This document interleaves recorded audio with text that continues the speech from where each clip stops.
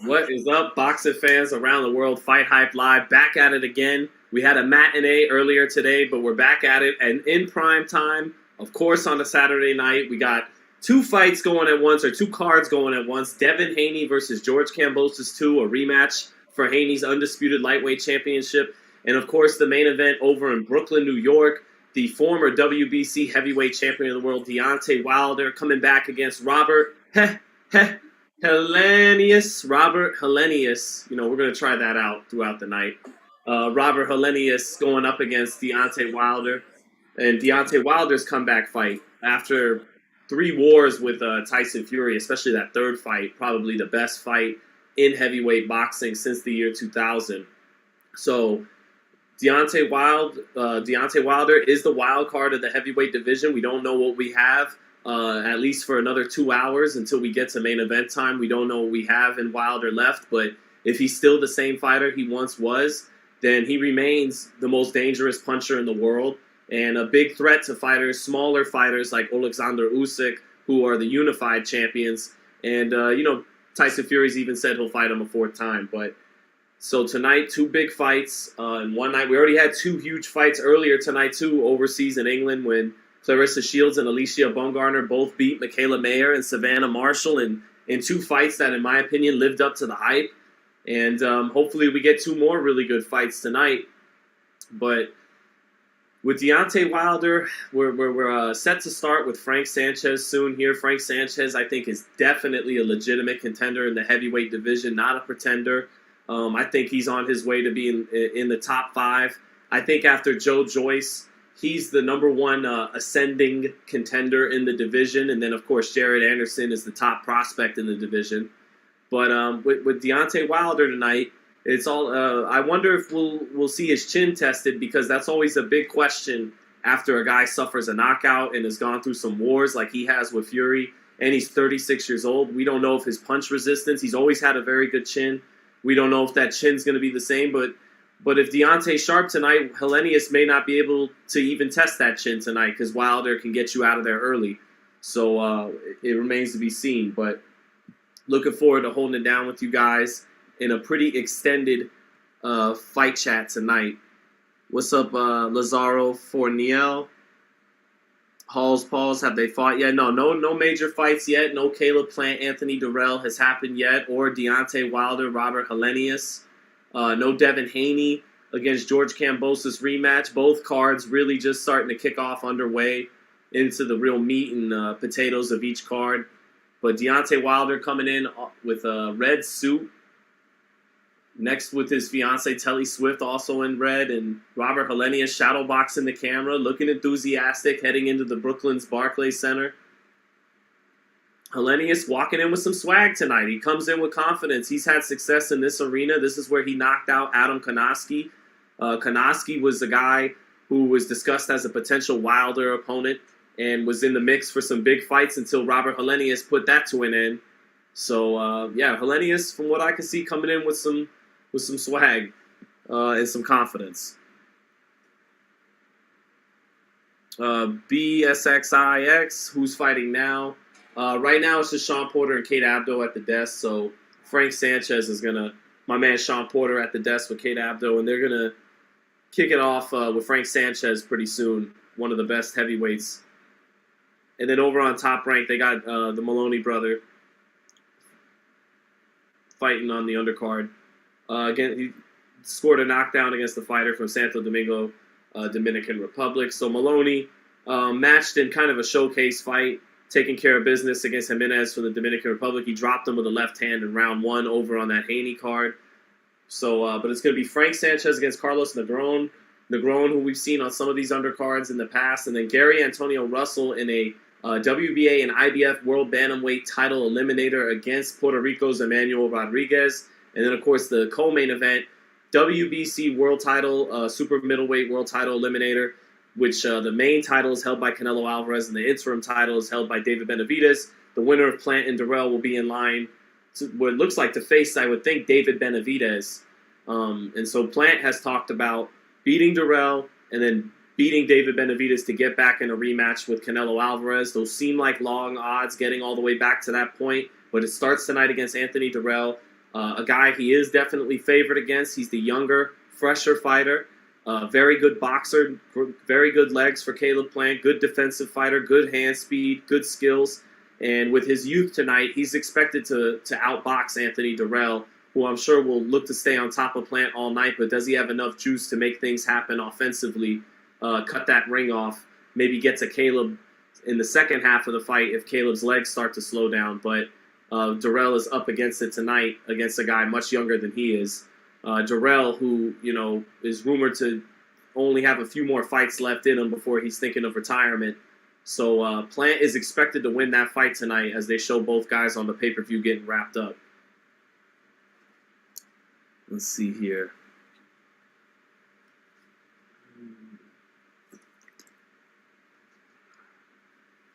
The one ALB, how much longer till Wilder and Haney fight?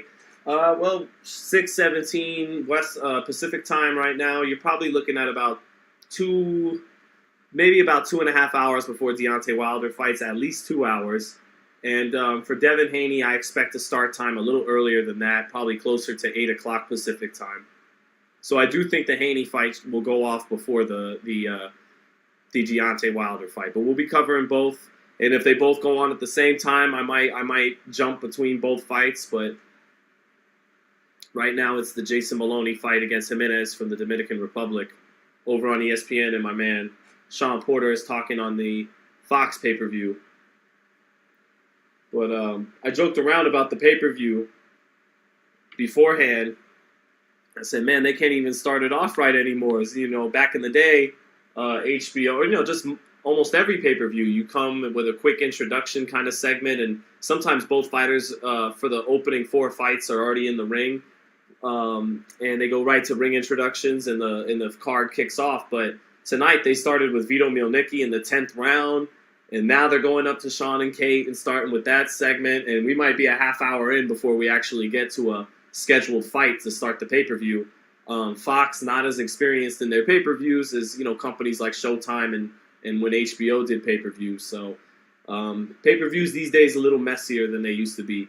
But pay-per-views back in the day had long pauses in between fights. If fights ended too soon, you would get Jim Lampley and them talking for 30 to 40 minutes and killing time. So that's nothing new, but it looks like we might be almost a half hour into it before we get Frank Sanchez and Carlos Negron in the ring. Let's see here. King X MPR says Kambosos is easy work. He also says Plant fights like a brother. Go ahead and expand on that. I think I'm sure most of us know what you mean by it, but you can go ahead and expand on it in the chat as we have time to kill on the FightHype Live, as the pay-per-view has time to kill. So I'll let you talk about that. I agree, Franz Roller. HBO was number 1. I actually got an HBO throwback jacket downstairs, HBO sports jacket that I nabbed. My wife got for me in New York. I got an HBO boxing shirt from back in the day. So I'm definitely an HBO boxing fanboy. But,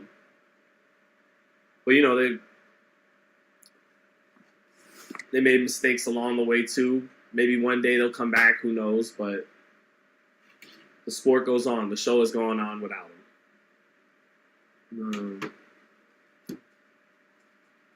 Round 13 says, don't forget to mention the quote and Alicia Bumgarner getting their dubs tonight. Absolutely not. They are the toast of the boxing world right now.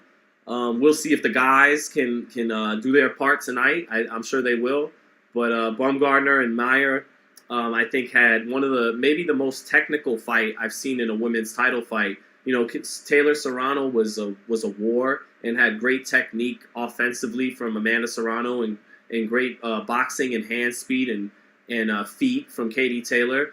Clarissa Shields was dominant against Savannah Marshall. She is the best. She is the greatest female fighter of all time. But I think the most technical fight I've seen from both fighters in one female title fight was maybe tonight or earlier today with Bumgarner and Mayer. Bumgarner got the well-deserved 6'4", kind of split, 96, 95. I had a 96, 94 Bumgarner. I think she edged out that 10th round to seal the deal.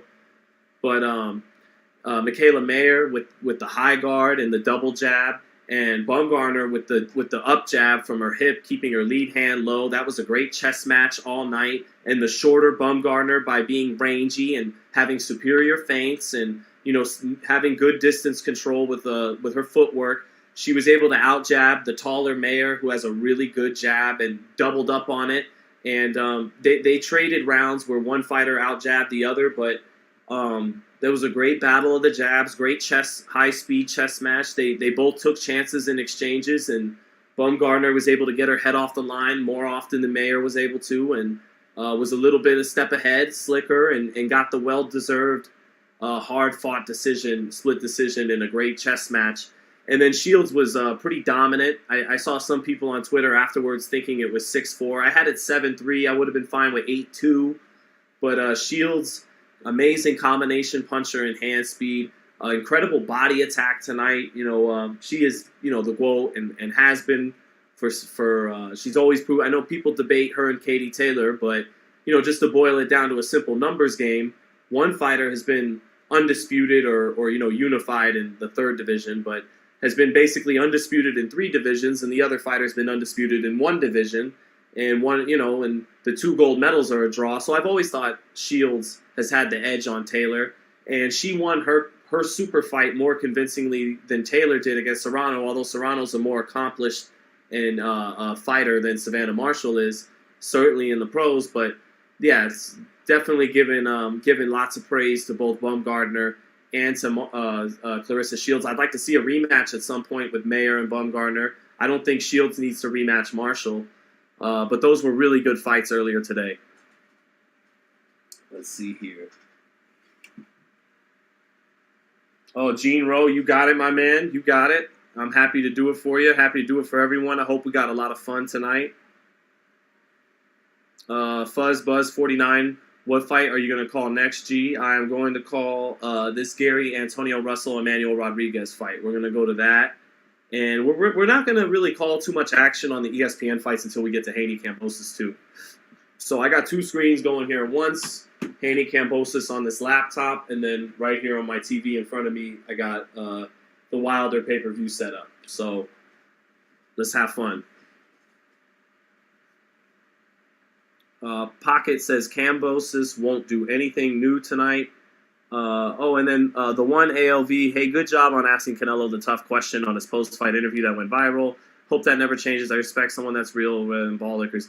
I appreciate, you appreciating the question. So, and I certainly, it's funny, you got, we're so used to in today's society, any kind of thing that comes off as criticism or not praise is just hating. But I have I have one of the, I got a lot of fighters on my wall. I used to have so many more, but those were posters lost in an old apartment. But I have Canelo right there on my wall. So I like Canelo. The question, it's not personal or taken away from the great fighter he is. It's just people want to see that Benavidez fight. So I went ahead and threw it at him, and it was what it was. But to my man who said Kambosos won't do anything new, I think he'll try some things. He'll try to jab with the jabber. He'll try to double up his jab, and he'll try to match Haney's jab with his jab and double it up at times. Maybe work his levels with it. But he of course he's not going to beat Devin at that game. But you have to jab with the jabber, even when he's out jabbing you. You don't hook with the hooker, but you do jab with the jabber. And I think Kambosos will try to shoot that right hand over the top of Devin's jab, and close the distance on a more consistent basis. And I think that'll lead to Devin having more of an opportunity to show off more of an offensive arsenal.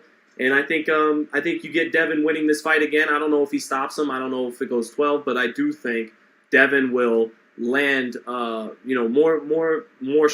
devastating shots this time around, and it won't just be 2/3 or 3/4 of his shots will be the jab. I think you'll get a healthy amount of power punches too if Kambosos makes those kinds of adjustments in trying to close the distance more consistently, and jabbing with Haney, trying to shoot the right hand over the top of Devin's jab, things like that. So ZS LVD 97. Has anyone ever told you look like Shaggy from Scooby Doo? Only about 1 million times. Yeah, only about 1 million times. Yeah, you can't out jab Haney. No, not in these weights for sure. His arms are too long, and he's just got too much of a piston with that jab to get out jabbed at 135. Maybe once he gets to welterweight and there's a guy like not Errol Spence, but someone like Errol Spence with his length and his jab, then Devin will meet someone that can really meet him there. Maybe it'd be an interesting battle of the jabs against Victor Postal back in the day, who he would have dissected, but in that area, the jab, maybe that'd have been. But I don't see anyone out jabbing Devin Haney right now. Shaggy Sean, says Jalon Reed. What's up, Jalon? I know you were with us earlier today. Good to see you back. Gary Antonio Russell, 19-0, and is fluent in American Sign Language. Shout out to them. They got some eccentricities, the Russell brothers, man, and I mean that in a good way. It's good to not be cookie cutter person like everyone else. I'm not surprised he knows sign language. I wouldn't be surprised if one of the other brothers knows Greek history really well, and the other one was really good at math, or just little quirks of intelligence outside of the boxing ring. Who's fighting right now on pay-per-view? Don Dada. It is Gary Antonio Russell taking on Emmanuel Rodriguez, the former bantamweight world champion, who I believe was scorched by Naoya Inoue. I believe this is the guy that pissed off Inoue and talked trash to his dad. Let's go to the old box rec just to make sure. Chat, you could confirm down below.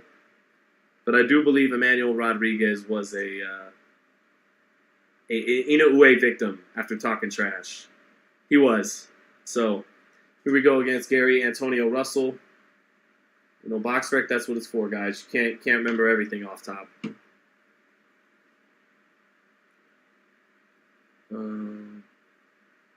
All right, round one. Gary Antonio in that southpaw stance. Again, fight is at 122 pounds tonight.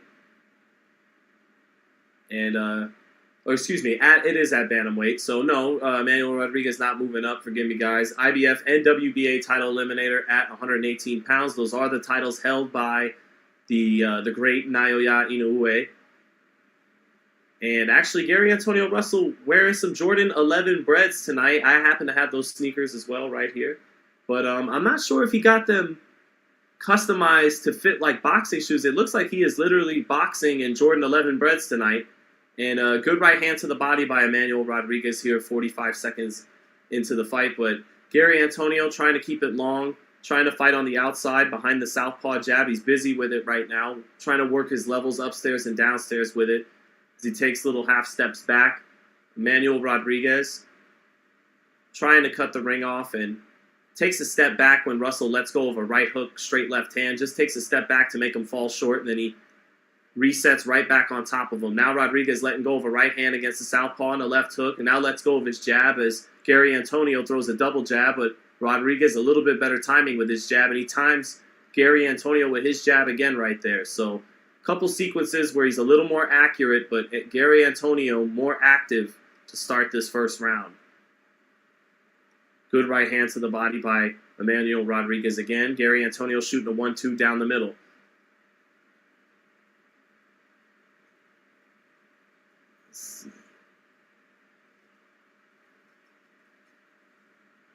Oh, good left hook over the top of Gary Antonio's jab. That was a good left hook by Emmanuel Rodriguez.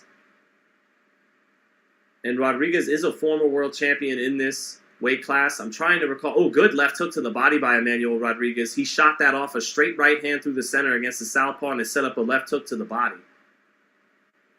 Now Rodriguez dipping underneath 2 or 3 jabs by Gary Antonio. Gary Antonio very busy with his jab, but not accurate with it this round.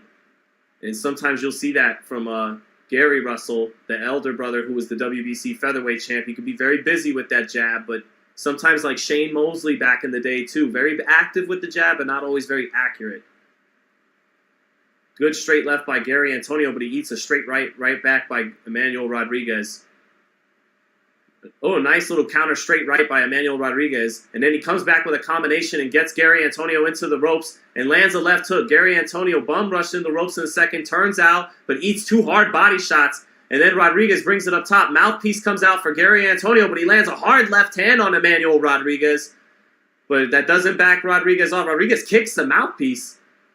I think Rodriguez kicked Gary Antonio's mouthpiece there at the end, but that's 10-9 Emmanuel Rodriguez. Heavier hands, better timing. Gary Antonio up on his toes, busy with his jab, trying to work his levels with it, but Emmanuel Rodriguez just the more solid and accurate and harder punching pro there in round 1. And he did buckle Gary Antonio with that right hand in the last 30 seconds a little bit there, as they show on the replay here on the Fox pay-per-view. Dundada, Manny Rodriguez was supposed to be the next Puerto Rican star until Inoue stopped that hype train. Well, that just, says a lot about Inoue. Deus says, sup, Shaggy? How are you, Deus? Is it Deus, like Deus Ex? Let's see here. Men with eyebrows lives matter, okay? It's kind of funny. All right. Oh, my eyebrow. Yeah. It's rough. I have it. Yeah. I'm trying to at least stop it from flinging it. All right, back to round 2 now with Russell and Rodriguez.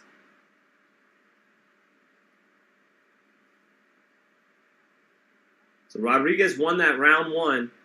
Let's see if Gary Antonio can make any adjustments, but a good right hand to the body for Emmanuel Rodriguez. He's kind of making Gary Antonio walk into it a little bit each time he lands it. Gary Antonio coming forward, trying to be aggressive, lands a straight left and makes Emmanuel Rodriguez clinch there.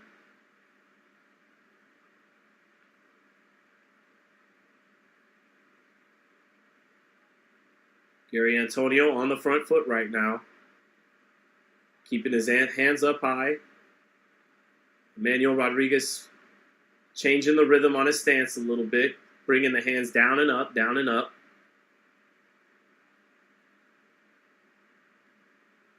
Good check left hook by Emmanuel Rodriguez there. He's done a good job throwing his left hook over that lead right jab of Gary Antonio a couple times. Good jab to the body by Gary Antonio. Short with the jab is Gary Antonio, and Emmanuel Rodriguez comes back and lands his jab.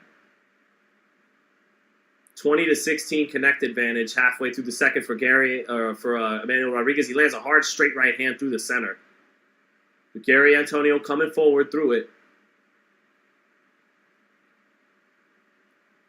Gary Antonio, again, shooting 2 or 3 jabs and shoots a straight left behind it, but falling short. Emmanuel Rodriguez not letting him catch that. Gets out of the way of it. Here they are in the center of the ring. Gary Antonio feints, shoots 2 jabs, but falls short with them. Not accurate with that jab. Good right hand to the body by Emmanuel Rodriguez. He snatches it kind of like a right uppercut to the body. A half hook, half uppercut with that backhand. Nice 1-2 by Gary Antonio. Hits the chest of Emmanuel Rodriguez.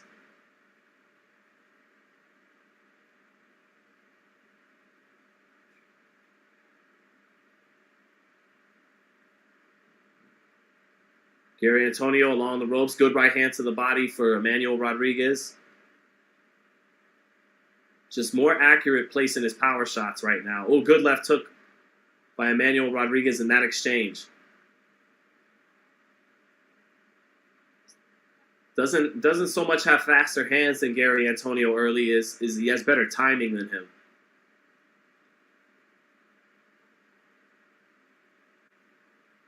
Better time, knows when to throw which shot at what time. Gary Antonio still trying to find consistent answers in there in the second round. Gets rough in the clinch, does Gary Antonio. Gets the better of it, but not really clean punches, just smothering punches on the inside. Give that round again to Emmanuel Rodriguez, 20-18, just more accurate with the power shots early. Snatching some nice right hands to the body, and did land a good one straight right hand through the center up top. And Gary Antonio falling short and missing a lot of his punches here in the first 2 rounds. That brow is savage. It is. It's more lethal than Wilder's right hand. All right, let's see if we can fix it a little bit. All right. Probably not. We're just going to have to get through it. get it trimmed.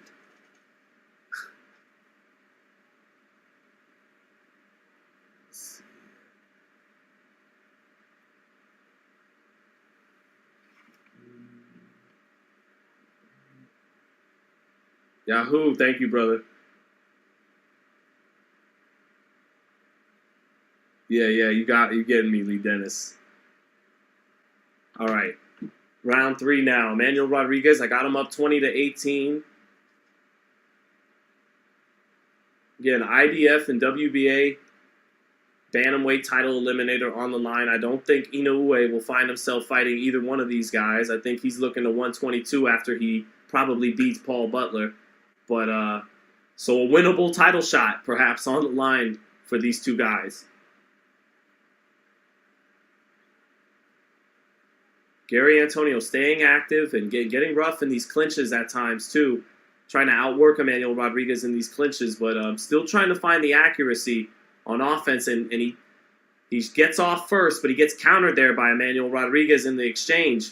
Falls short with his punches, and Emmanuel Rodriguez tagged him with a straight right and a left hook there in that last sequence.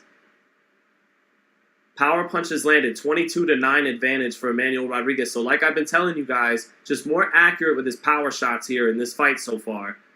And a good effort by Gary Antonio early on, active but not accurate. Now, good 1-2 for Gary Antonio, but not a lot of power on it. Doesn't look like he carries the same weight in the shots that Rodriguez does. Gary Antonio blocking that left hook this time, keeping his hands up, coming forward. Now Rodriguez shoots a right hand through the center, but Gary Antonio keeping his hands up, double jabs his way in, tries to step to Rodriguez's side, but not accurate with that jab. Good straight left to the body for Gary Antonio. Shoots another straight left to the body. Maybe he could start finding those shots downstairs then, and then make something happen up top. Good double jab by Gary Antonio. Oh, straight right hand lands for Emmanuel Rodriguez. Has a good timing on Gary Antonio's jab, as he often throws it and doubles it up in the same kind of rhythm like his brother does too, and the younger brother too, Gary Antoine. They all throw that same kind of double jab.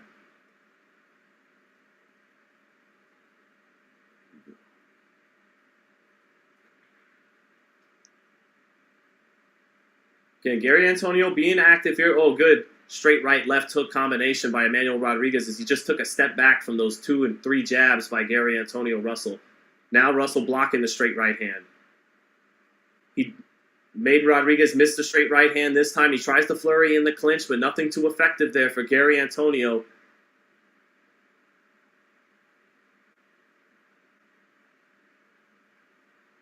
Again, it's not a lack of effort. Oh, good straight right hand through the center guard for Emmanuel Rodriguez.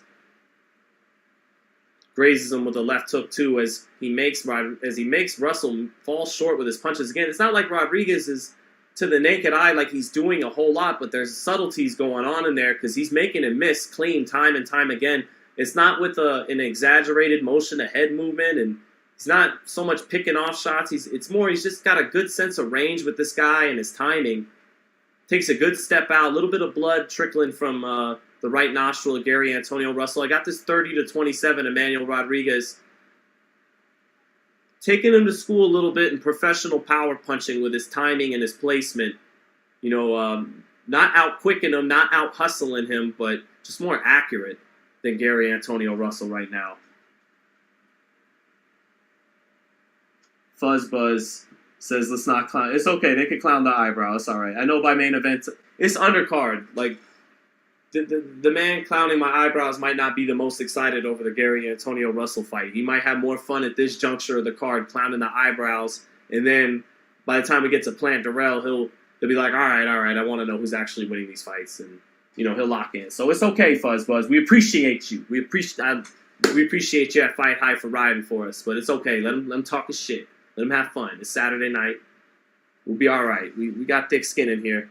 We're from the 90s. So here we are in round 4. Gary Antonio doing a good job getting rough in those clinches, but that you're not going to score enough by getting rough in the clinches more times than not. But he's given You could see in his eyes, very determined to win this fight, but he hasn't been able to put together enough answers in the boxing ring tonight so far through 3. Here we are about a minute into the 4th round. Oh, good straight right and a left hook, and Antonio is wobbled. He covers up on the ropes. He waves Emmanuel Rodriguez on, but that was beautiful timing and placing on that straight right hand left hook by Emmanuel Rodriguez, taking him to professional school a little bit here. And Gary Antonio showing heart, but he was wobbled on those 2 punches. Now a jab lands through the center, and the right hand is blocked. Another jab lands for Emmanuel Rodriguez. Gary Antonio keeping his hands up, but he's getting hit in this fight. Good right hand to the body for Emmanuel Rodriguez. And again, Gary Antonio trying to get rough in that clinch. Biggest moment of the fight just a moment ago. Rodriguez getting comfortable now, dropping his hands to his side and shooting in uppercuts on the inside and then stepping out, trusting his defense and his upper body movement. Good upper body movement by Rodriguez. He slips a straight left down the pipe and then steps out to his left. Now he slips another straight left and falls into the clinch. Good defense by Emmanuel Rodriguez there. Obviously comfortable at this stage in the fight. Good straight right left hook, and he wobbles Gary Antonio Russell again. Now a right hand lands through the center, and Gary Antonio tries to return fire but can't land. Minute left in the 4th. Straight right lands to the body for Emmanuel Rodriguez, and then a right hand up top. Good jab lands for Emmanuel Rodriguez. Fighting with his hands at his waist now and nodding his head at Gary Antonio Russell.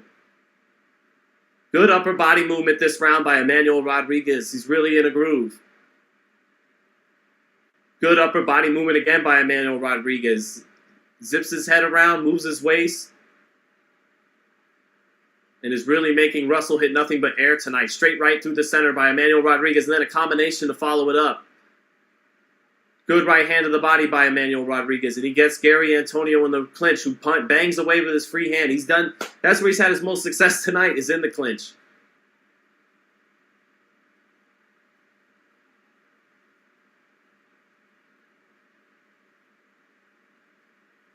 Good jab by Emmanuel Rodriguez. This 4th round coming to a close, and it's going to be 4-0. Emmanuel Rodriguez 40-36, and he buzzed Gary Antonio 2 or 3 times that round.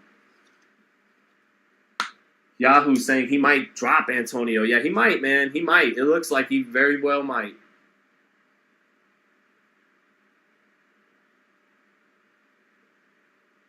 Let's see here.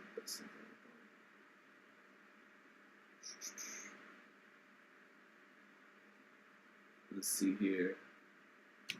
All right. He does have the size advantage a little bit. It does look like that. What time is the fight? Again, we're in the 1st of the 4 fights. How long is the main event? Josh Ashcroft. Well, probably about 2 hours. Probably go off about 8:30 Pacific time. Let me see what's going on at Haney Kambosos. They're still on the Maloney fight, so I'm not missing. I know they're not. Let me see here. That fight might be long done. Nope, they're in the 9th. All right, back to the action in Brooklyn. Gary Antonio is looking a little grim here through 4 rounds, unless he's got to find some answers here, but the accuracy is just not there. He tries to explode right there with combination punching, trying to put them together. Again, he let go of about 13 shots there, but not able to hit Emmanuel Rodriguez clean with anything. Emmanuel Rodriguez just stepping out of range, moving his head a little bit around, and making Russell hit nothing but air. Sometimes moving his head side to side, sometimes taking that step back and making him fall short. Oh, good right hook on the inside by Gary Antonio Russell. Now a couple of good hard left uppercuts as he banged away with a free hand in the clinch. Good right hand to the body by Emmanuel Rodriguez, and then a right hand and a left uppercut as Gary Antonio walked forward into it a little bit. But Gary Antonio, very determined effort tonight from the opening bell. Good 1-2 by Gary Antonio, and he hit Rodriguez with his best shots there and got him onto the ropes. Gary Antonio just trying to bite down and dog this out. Sometimes they say you got to make adjustments, and the adjustment trying to figure out in there is just dog it out. Just take it to him and keep working. Good left hand to the body by Gary Antonio, and Rodriguez clinches and tries to spin him along the ropes. Gary Antonio is on his way to winning his first round here in the 5th. Good jab by Gary Antonio. There he finds the mark. Another jab. Finally finding the mark with the jab.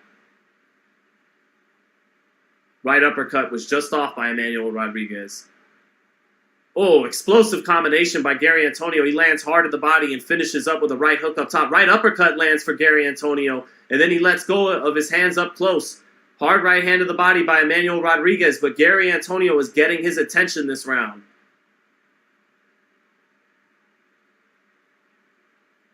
Straight right misses for Rodriguez. Right uppercut lands for Gary Antonio. They clinch. 45 seconds left in this round. Good jab lands for Emmanuel Rodriguez. Good jab lands again for Emmanuel Rodriguez. Oh, hard straight right hand for Emmanuel Rodriguez as Gary Antonio tried to cut the distance. Good jab for Emmanuel Rodriguez. Finishing the round strong. Good right hand to the body for Emmanuel Rodriguez. Good straight right hand again to the body by Emmanuel Rodriguez. And now a jab lands up top. 10 seconds left. Right uppercut, right hand around the guard for Emmanuel Rodriguez. Good jab and a straight right hand for Emmanuel Rodriguez. Really closing the round strong. Ooh, and a left hook. Gary Antonio really dangerously letting him tee off in those last 30 seconds. Might have let it get away from him, but on my card, I'll still give it to him. He did enough consistent work in the first 2 minutes of the round. So 4-1 for Emmanuel Rodriguez, but he did close strong in that 5th round.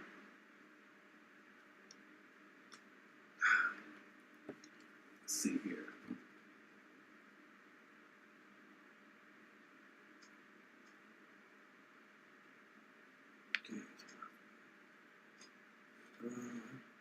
Deontay out there in the dressing room.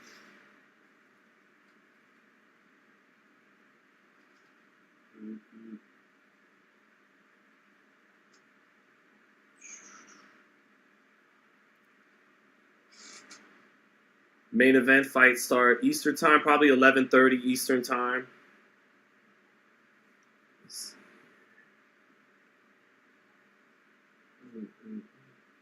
All right, round 6 now for Gary Antonio. Who's watching at home? What do you guys got to score? I mean, it's an easy fight to score. There's 4-1, maybe 5-0 for Emmanuel Rodriguez, but I got a 4-1. Appreciate the effort by Gary Antonio, though, man. He's trying to not be denied, not take no for an answer. Putting his nose in there, his chin in there, time and again. 68-45 connect advantage for Emmanuel Rodriguez here in the 6th round. Good jab for Rodriguez. Good right hand. Oh, they headbutt. Southpaw versus Orthodox, but both fighters are fine. Yeah, 3 pumps says Devin Haney's going to look like a welterweight tonight. Yeah, he is. I think he's going to rehydrate huge. That's going to be a problem for George Kambosos.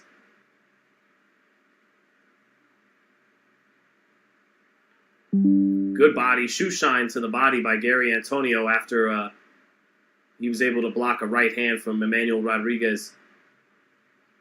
Gary Antonio trying to claw his way into this fight. Just stay active and stay busy. Good double jab there by Emmanuel Rodriguez, though. But Gary Antonio might be the better conditioned guy if he can make this bout pace. But he eats a 1-2 there coming in. Falls short with his left hand of the body. Tries to stay on top of Emmanuel Rodriguez, but Rodriguez clinches and gets him back to the center of the ring. Good jab for Emmanuel Rodriguez. Pops Russell's head up. And there's a straight left for Gary Antonio, but no power on that one.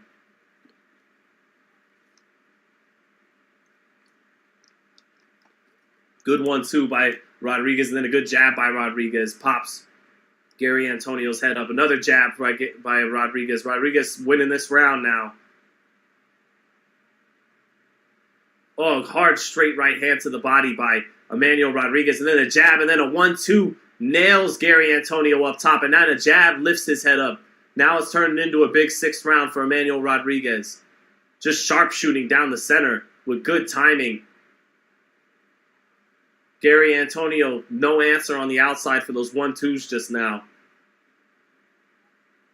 Tries a double jab, but he eats a jab coming in. Oh, straight right hand through the center lands for Emmanuel Rodriguez again. Gary Antonio staying on the front foot. Misses a 1-2. Rodriguez circles out to the center of the ring and resets. Straight left lands for Gary Antonio, but Rodriguez gets him in the clinch.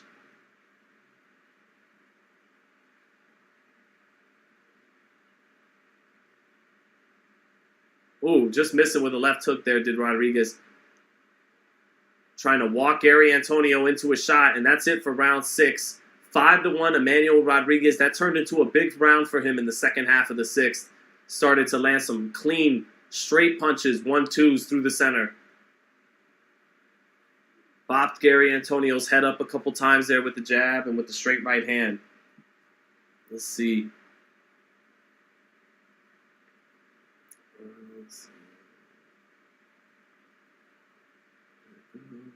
What's up, Ricardo Noguera?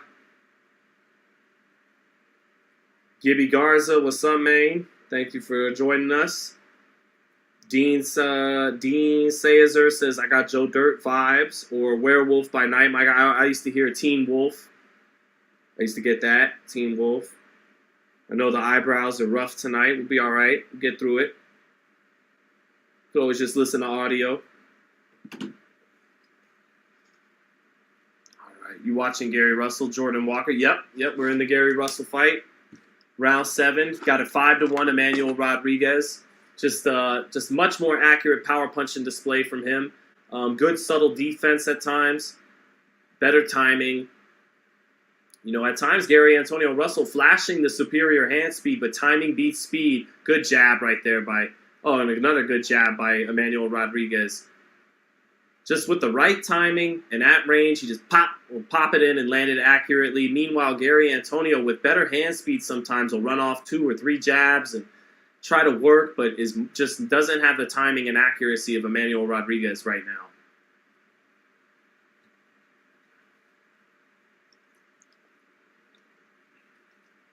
Rodriguez falling short with that 1-2 this time. Now he tries to walk Gary Antonio into an uppercut, but they both fall in the clinch. Gary Antonio working in the clinch good. He has all night.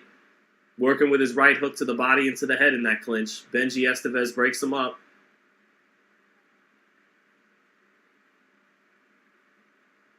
Now Gary Antonio trying that jab, falls short with the jab. Trying to play a little chess on the outside. Rodriguez shoots his jab. Rodriguez shoots the 1-2 through the center. Gary Antonio jabbing with him. Both guys playing chess on the outside for a second here. Because Gary Antonio has been timed too many times to just try to keep coming in. He falls short with his jab 2 or 3 times there, and Rodriguez out jabs him, lands his jab. Good 1-2-3 by Rodriguez. Gary Russell getting his hands up to block, but that left uppercut, part of it got in as the third punch in the sequence. Minute left in the 7th. Rodriguez, again, has been the more accurate fighter this round. Rodriguez short with the straight right hand. Gary Antonio landed 2 straight left hands. Trying to give Rodriguez his own medicine and walk him into 2 of his power shots. Gary Antonio shooting 1-2s, and driving Rodriguez back, but Rodriguez making him fall short to the chest each time. Fox, Larry Hazard has this fight 6-0 for Rodriguez. I think Gary Antonio may have done enough to get the 5th, but I'm totally fine with Rodriguez getting that round 2. He closed it really strong. 20 seconds left in the 7th. Not a huge round for Rodriguez, but still more accurate. Lands a good right uppercut there. Set it up off the straight shots from the outside, and then Gary Antonio tried to close the distance, and Rodriguez had an uppercut waiting for him. Straight right through the center for Emmanuel Rodriguez.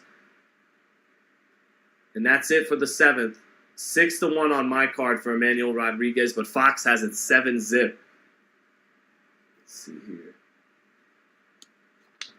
Yeah, Yahoo says that Gary Antonio hasn't won a round.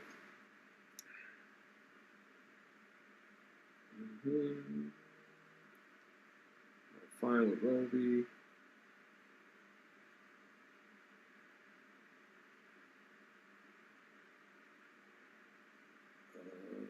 Let's see. Just checking what you guys got in the chat. It's mostly talks on my eyebrows in the Devin Haney chat. Let's see the other chat. Yeah, Maloney wins over there. Yeah, and some no rounds for Russell. I can see that. Dondada said bad matchup for Russell. He was not ready for the step up. Well, he wasn't ready now. He's not ever ready, right? I mean, he's 28 years old, going on 29. Or I think he might be already be 29. So, yeah, if he wasn't ready now, he was never going to be ready. So I don't think it was too soon of a step up for Gary Antonio. Let's see. All right, into the 8th now. Emmanuel Rodriguez not fighting at a crazy pace tonight, not going punch for punch so much with Gary Antonio as he is just timing him time and time again. Superior, IQ with distance. Good straight left to the body by Gary Antonio, trying to stay aggressive and stay on top of this guy. But he's been a step ahead all night with his tactics.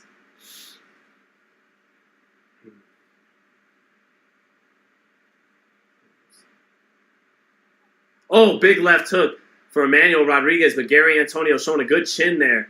He blocked the straight right hand, but then Rodriguez got his head off the center and shot a beautiful left hook and really nailed Gary Antonio Russell, but he ate it.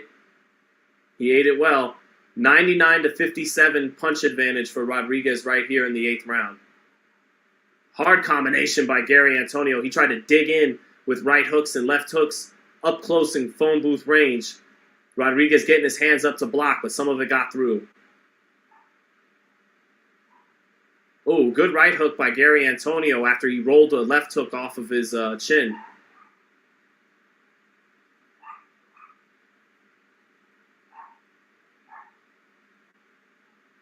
Good right hand to the body by Emmanuel Rodriguez. He stuck that shot in a couple of times throughout the fight. Oh, hard right hand through the center for Emmanuel Rodriguez. Shoe shine to the body by Gary Antonio Russell, but that's not effective enough. Gary Antonio missing with a sweeping left hand off the jab.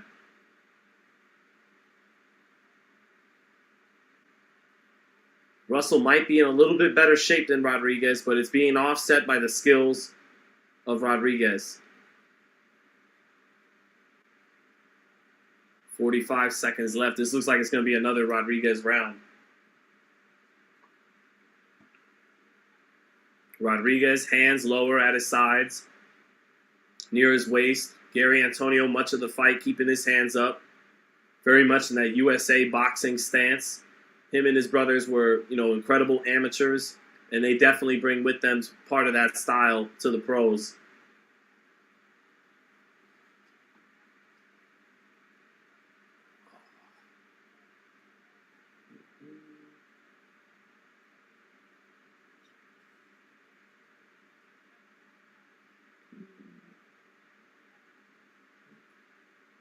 Gary Antonio getting a little time, or Emmanuel Rodriguez getting a little time from a low punch. 15 seconds left in the round. He's definitely on his way to winning the round, is Rodriguez.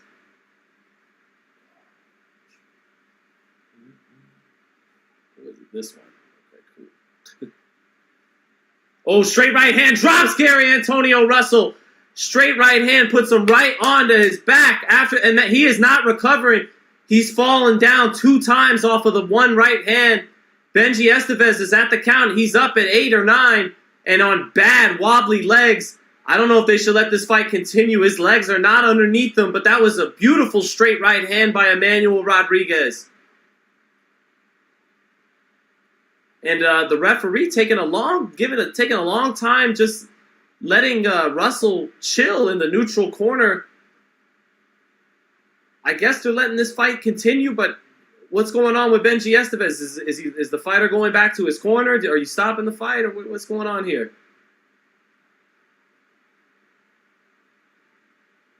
What's going on here, Benji? He is now in his corner, but that was a bizarre delay.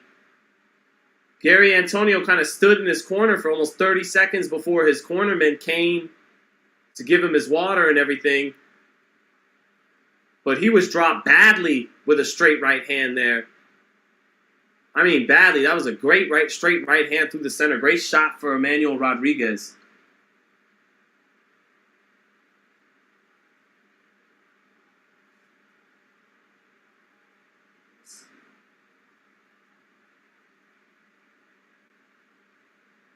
Gary Russell, the eldest Gary brother, the eldest Russell brother, trying to tell Gary Antonio the adjustments that need to be done, but I'm not sure it can be done. I think he's outgunned tonight. A lot of people would have this fight 8-0 with a knockdown, so a decision is just already gone heading into the ninth for Gary Antonio. I don't know if they want to keep sending him out there at this point. Here's the replay. Straight right hand. Gary Antonio was coming forward like he has all night for much of the night, trying to come behind his jab, and he walked right into a straight right hand.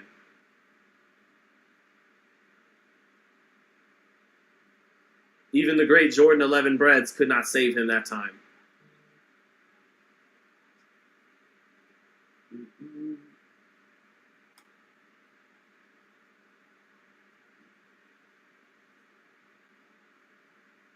All right, Gary Antonio showing that heart, coming forward after this knockdown here in the ninth round.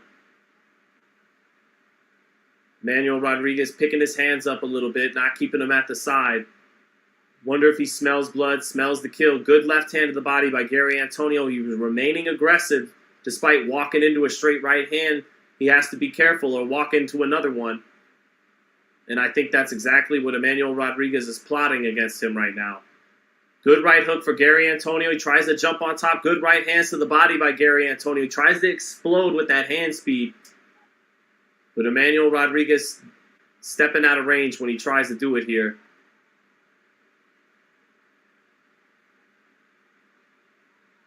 Gary Antonio taking a step back himself and makes Rodriguez fall short with the right hand.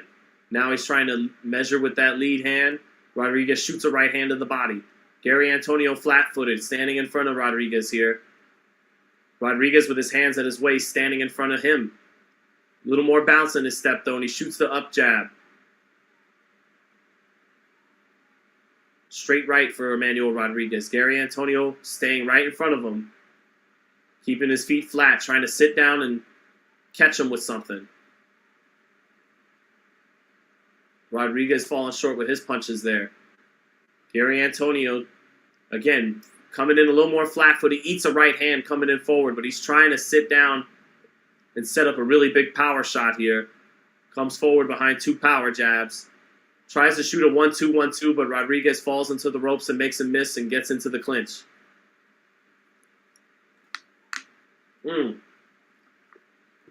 Gary Antonio trying to load up on a straight left hand, almost ate a straight right hand that could have ended it.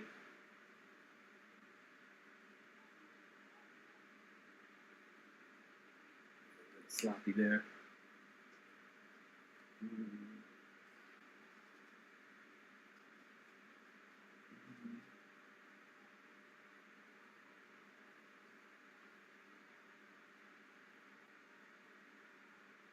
Straight right hand on the outside for Manuel Rodriguez. Then a check hook. It lands against Gary Antonio. Gary Antonio struggling to win this round too. Blood coming from his nose. Not a high work rate this round from Emmanuel Rodriguez. He knows he's just about got this fight won with 3 rounds left.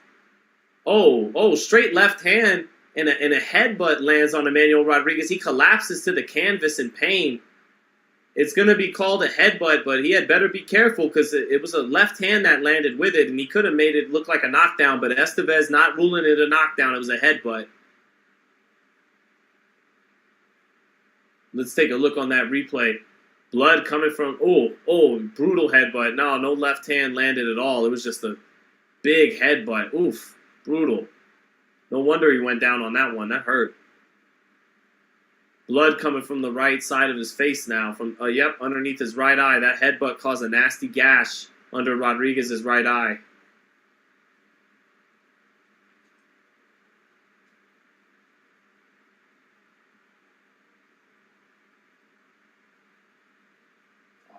I'm watching it on the Safari browser.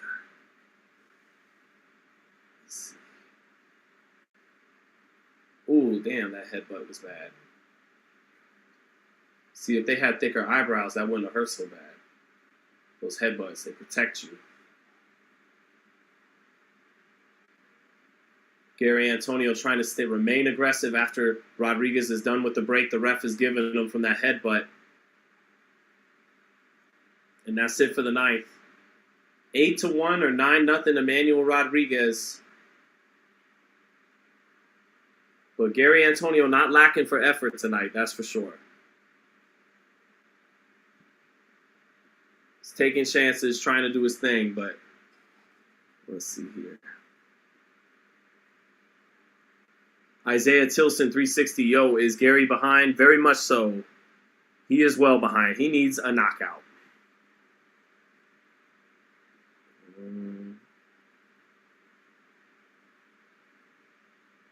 Here, Illuminati confirmed. Good to see you too, my friend. Thank you for stopping in. Oh, and down goes Gary Antonio again, right as I was checking the Maloney fight. But Gary Antonio Russell is down again, and he is badly hurt. They need to stop this fight here in the 10th round. They got to stop this thing. He has been down for the second time tonight, and it looks like they are... Is the fight continuing or not? It shouldn't. There's no point anymore.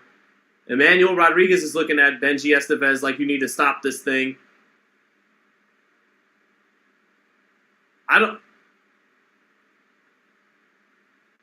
What is going on? They are giving Gary Antonio ample time to recover again from this knockdown. They're taking forever to look at him so much. What? Oh, no. Okay, sorry. What the fuck is going on, Fox pay-per-view?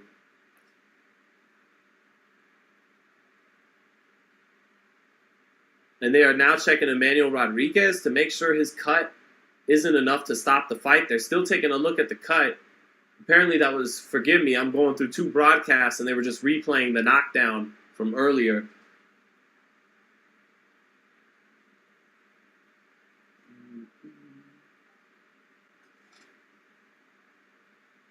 Emmanuel Rodriguez still getting looked at and tended to. But either way, you know, whether they continue this fight or not, this fight's done. Emmanuel Rodriguez has got this fight in the bag at this point. Yeah, so the headbutt still has this fight paused.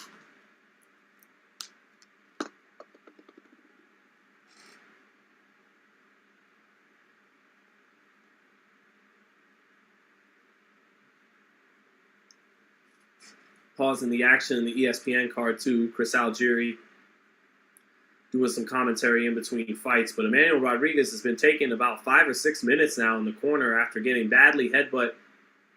He's way ahead in this fight. You might want to call it a night already. And that's what he's trying to plead his case for.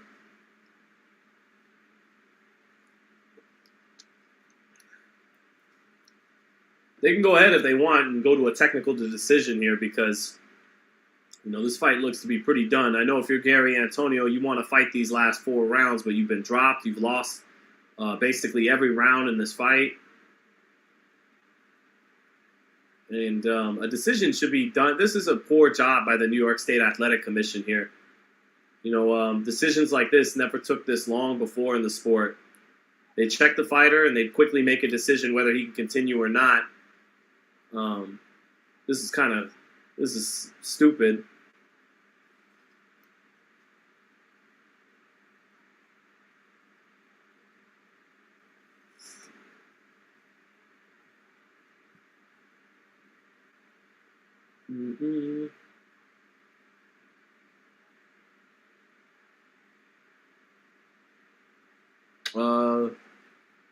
Ayo Baz, something spelled like that, said, please tell me this isn't FightHype. Don't worry, this isn't actually FightHype. I just am one of the guys at FightHype. So don't worry. You can still not be disappointed. It's okay. But we are killing some time now because Emmanuel Rodriguez continues to get looked at in the corner from the commission. And it looks like this fight is going to be called off. Which I imagine it has to go to a technical decision, has to go to the cards, in which case Emmanuel Rodriguez certainly has this fight won. Yep, and the gloves are going to get ripped off here, and it looks like we will go to a technical decision verdict here. Let me turn my volume up a little bit to hear the broadcast.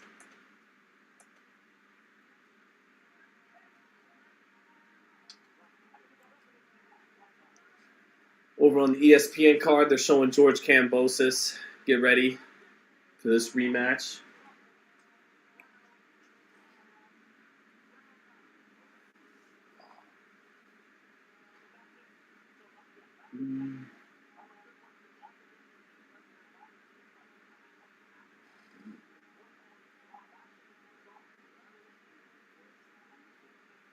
Does everyone else at my FightHype have monster brows? No, just me. I believe just me. Derek Choice, what do you think Kambosos will or can do different to make it close at least? Thank you, Derek, for jumping in the chat. I just think he's going to try to cut the distance in a more consistent basis. How do you do that? You got to jab with the jabber. He'll try to double jab with Haney, but he'll definitely still get, badly out jabbed in that department. But at any hope of closing the distance, you can't come in naked. You have to come in behind your jab as well and jab with him in hopes of closing that distance. I think he's obviously going to want to shoot the right hand over the top of Haney's jab. And sometimes Haney, pulls out with his lead hand low, but he's so sophisticated and knows how to pull out at the angle and pivot off and keep his chin behind his shoulder that's not going to be easy to do. But I do think Kambosos will do that. He'll try to close the distance. He'll take more chances. And I think that'll lead to Devin being able to put on a little bit more entertaining performance where he gets off more power shots and not just dominates them with the jab. If Kambosos takes more chances, that allows Devin to get to the second and third layer of his punches. But if Kambosos is content to eat the jab on the outside all night, then that's all Devin has to do to win a fight easily. But if Kambosos is jabbing with Devin and attempting to close that distance and take more chances, that's going to give Haney more chances to get off some hard counter punches and get off some punches that Kambosos might not see coming as he's taking chances, and he can get hurt in this fight, unlike the first fight. So, we'll see if that's the case. But damn, over on ESPN, Jason Maloney taking on Nawafan Kaikana, 56-1-1 with 46 knockouts. Great record for that fighter. Jason Maloney looking like, I believe he's the co-main event over there in Australia in the Haney main event. And over here in Brooklyn, we're going to get to Frank Sanchez, who I think behind Joe Joyce is like the top contender in the division, behind the established guys like Ruiz and Wilder, who are obviously not belt holders and still contenders. But I think in terms of the new contenders, the undefeated guys who haven't got their shot yet, I think behind Joe Joyce is Frank Sanchez as that top guy who's ascending towards a title shot and is a real threat to the big names in the division. So that's who we get up next.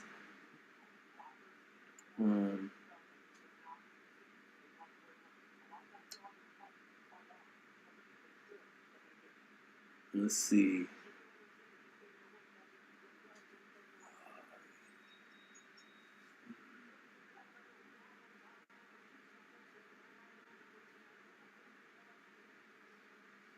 All right, here comes the technical verdict for Gary Antonio and Emmanuel Rudder. This one should be easy.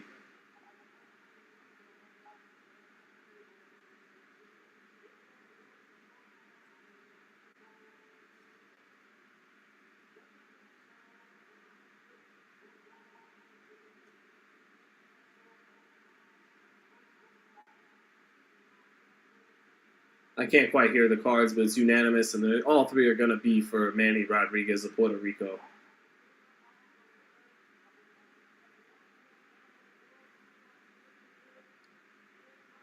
Yep, Manuel Rodriguez gets the well-deserved decision. Fight had to be stopped because of a headbutt in the 9th round, but he had basically won every round. He dropped Gary Antonio in the 8th, and that was it. So now he's in line to be a mandatory for the IBF or WBA titles at 118. Those are still held by Inoue, who already knocked him out in a round. But Inoue is going to become undisputed against Butler and then hopefully move up and take on a true test in Stephen Fulton at 122. So Rodriguez will have a chance to actually win a belt and not just get a title shot, because obviously his chances are slim and none in a rematch with Inoue.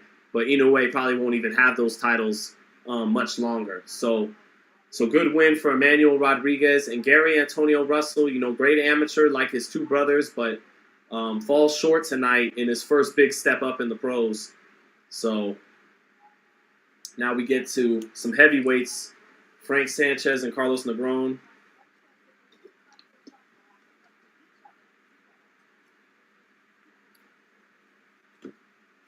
Carlos Negron, let me box rec him real quick. I know we've seen him in against some fighters atop the division. Let's see here. I know I've seen him a number of times. Yeah, Dominic Brazil. I think that's who I saw him fight. Yeah, Dominic Brazil. That's who I remember him from. Brazil knocked him out. What card was that on? Was that on a Wilder card? It probably was. Because that's where I remember seeing this guy from, Carlos Negron. And he had a decent fight with Dominic Brazil. I'm betting that was a Wilder card. Or no, it was when Jermell Charlo lost to Tony Harrison. Yep, and Jamal Charlo fought Matt Korobov. So I remember that vaguely. So with Luis Ortiz getting not knocked out, but losing a decision to Andy Ruiz about last month, Frank Sanchez is that guy from Cuba in the heavyweight division now. You know, I would have loved to still see them fight, and that kind of be a swan song for Luis Ortiz, a passing of the torch fight to Frank Sanchez. I would like to see that as Ortiz maybe his last fight. But Frank Sanchez, man, he has fast hands in the heavyweight division. He's coordinated and can move around the ring like a lower division fighter, like a middleweight. He can move around. He's got fast hands. The only question with Frank Sanchez is he's not the biggest guy. He's not the biggest puncher. And does he have that? Well, does he have that gear in him where he's willing to take chances to not just be competitive in a championship fight, but take enough chances to come up big and win that fight? Because he does fight a bit on the conservative side, does Frank Sanchez. So he's about 6'4", 6'3.5". He's not the biggest heavyweight. He's not the biggest puncher, but he has real hand speed, very sharp, great technique, and good movement and good coordination in the heavyweight division. I really like Frank Sanchez. What he did to Ife Ajagba about a year ago on that Fury Wilder 3 card, that was an eye-opener for me. I already knew he was good, but he jumped out as a contender that night.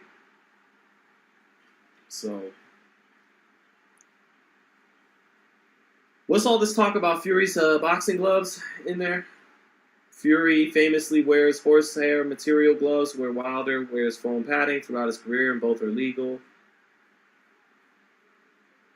Oh, back to Glovegate? Yeah, you guys have fun with that.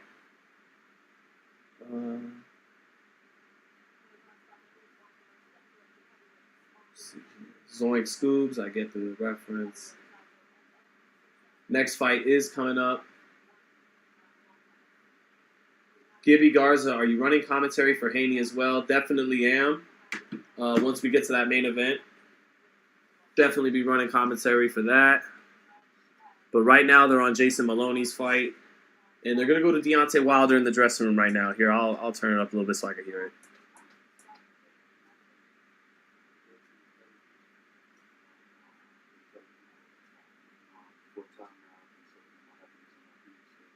Said he's happy and in his peace. He's talking in like a very low, calm tone.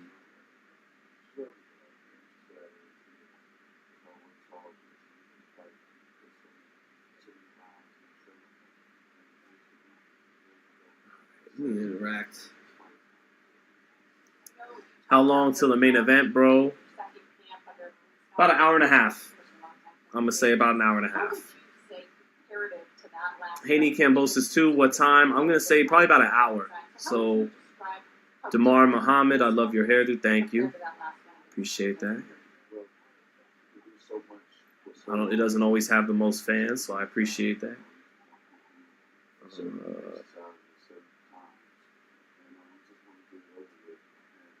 Deontay says he just wants to get this over with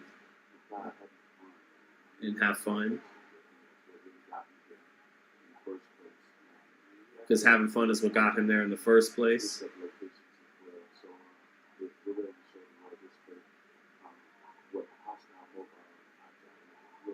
He said he's going to be hostile, mobile, and agile.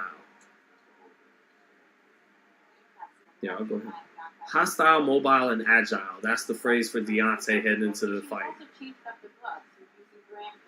He's using Grant gloves tonight. Okay, no more Everlast puncher's gloves. And he says it's because the Grant gloves protect his hands a little bit. He breaks his hands often or hurts them often. And those Grant gloves, I think I might have a, let me see here. Grant gloves. Deontay's using the Grant gloves, and those Grant gloves come with a lot of padding for parrying and for blocking. And at the same, they're for a while they were considered the best glove. They probably are still considered the best glove because Elvis, shout out to our man Elvis, somehow found out a way to have a lot of padding for catching shots and parrying and blocking shots while still having the oomph in the punch part of the gloves. So Deontay rocking some Grants tonight instead of his Everlast MX puncher's glove. Shout out to Elvis Grant, the best gloves in the business. Also, the most stylish. So, interested to see what color scheme Deontay got with the Grants tonight. They're almost like Jordans, you know. They the way Elvis will put them in the different color ways and all of that. I know Caleb Plant in the co-main got his custom Nike Dunks, Freddy Krueger Dunks for the fight tonight with Anthony Darrell.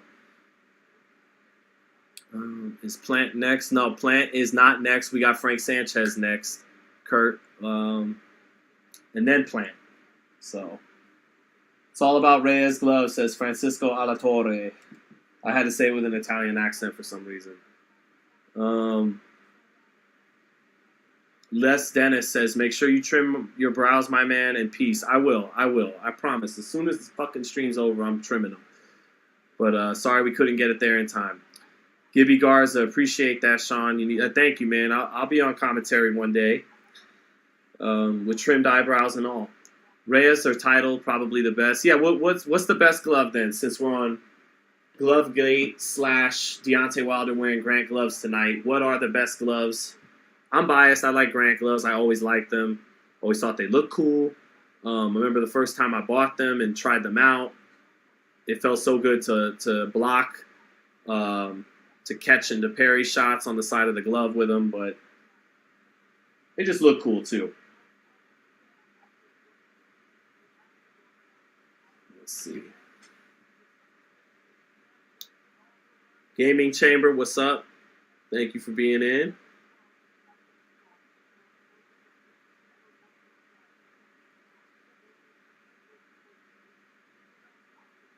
All right, let's see. Comb them, don't trim them. Yeah, we'll do something with them, I promise. On the mic with Terrence Bally says, you look like a comic book villain, bro. Keep that in mind. I hope that's a good thing in a way. If Wilder gets beat tonight, does he retire? Very possible. That's possible, especially by knockout. Yeah, that's a good question. That's a good question, Smoke. If he loses tonight by knockout, he should retire. Yeah, because this game, this sport, I almost said this game, and I will refer to it as that sometimes, but as we all know, it's not a game. And, if I wouldn't be surprised if there was people close to Deontay that maybe wanted him to consider retirement after that last war with Fury. He's 36 years old, been in well over 40 professional fights. A lot of them ended early on his rise through the sport. But, man, that third Fury fight, I think it took something out of both of them. But we'll see if that shows up tonight. But if he loses by knockout against Helenius, he should retire because, as Deontay loves to say, the human brain is not meant to be taking punches. It's not meant to be taking punishment. So I only want Deontay. I think the next time Deontay loses, barring it being some kind of close decision against Anthony Joshua or something like that, he should retire. He should go on this second run for as long as he can until, the body gives out on him and then call it a day. But, suspense heading into this fight. We just don't know what we're getting with Wilder. Not only after that tough fight with Fury, but he's been working on so many new things with Malik Scott, and either that'll improve him to some degree, or it could potentially mess up his mechanics. It can mess up what he originally was good at, and gets away from it a little bit. I'm hopeful that it'll be an improved Deontay tonight, but it's a tall order to ask a guy to be 100% at 36 years old, what he was in his 20s and early 30s after the kind of fight he had with Fury. So we'll see. But athletes seem to age a lot slower than they used to in today's sports. So we'll see what Deontay's got. Tim C says, do you think he will lose? I don't think he's going to lose, no. I think Wilder will get the knockout tonight. But I like the matchup because if he were fighting a short guy like if Konoski would have beat Helenius and he was in this position, Deontay wouldn't be in the danger zone at all. But because Helenius pulled off those upsets against Konoski and he's a tall guy, Wilder is in the danger zone because he's up against another tall guy who's in punching range with him. So he can't, that makes it a little more dangerous than Konoski was going to be. He's up against the right kind of guy tonight. A guy who's not just a complete stiff, who has some confidence and momentum coming in, and who has size, who will be in punching range when Wilder's in punching range. But he's not too dangerous. So just the perfect kind of legit opponent for Deontay to come back after a brutal fight with Fury. I think he will win tonight. And, I'm optimistic and hopeful for the division that he looks like the same Deontay Wilder, so that he's a live underdog against Usyk. I know Usyk at this point would be the favorite, but Wilder, I could easily see him, if he's still the same fighter, lining him up for one right hand. So, but Deontay's been trying all kinds of different things in shadow boxing and in training, and I don't know how much of that's going to show up tonight. I'm curious to see it all. There's not always a lot of curiosity for me heading into these fights. I know these guys extremely well. Mayer and Bumgarner, the fight went the way I expected it. Shields and Marshall, the fight went the way I expected it. I have very little doubt, really, that Haney Kambosos won't go the way I expected.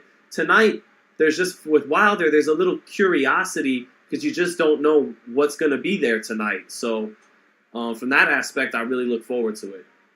And Carlos Negron, my man actually has Luis Ortiz's trainer in there. My man Herman in his corner. Last name escapes me a little bit. So it's funny because we have today's best Cuban heavyweight, Frank Sanchez, going up against, in the opposite corner, the trainer of the guy who's been the best Cuban heavyweight the last 5 or 6 years, Luis Ortiz. Yep, former Spartan. And here's Frank Sanchez now, 20-0, 13 knockouts. Made the trip to Florida from Cuba. Had to escape that country under some crazy circumstances, as many Cubans have, who've had to flee Cuba and come to Florida. Has Henry Garcia, Ryan Garcia's dad, in his corner as his trainer now, alongside Rudy Fernandez in the corner. And Joe Goosen as the lead trainer. So actually, Joe Goosen is lead trainer, Henry Garcia as the second. Joe Goosen, of course, training Henry's son, Ryan.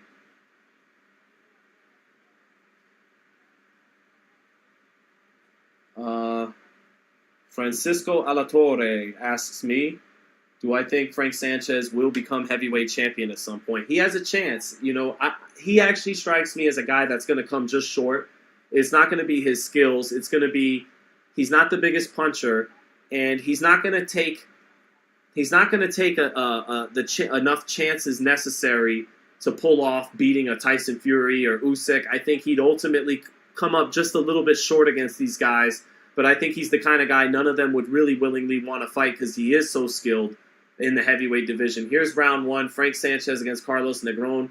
Carlos does have 20 knockouts and 23 wins, so he does carry some power on paper, at least, to this fight.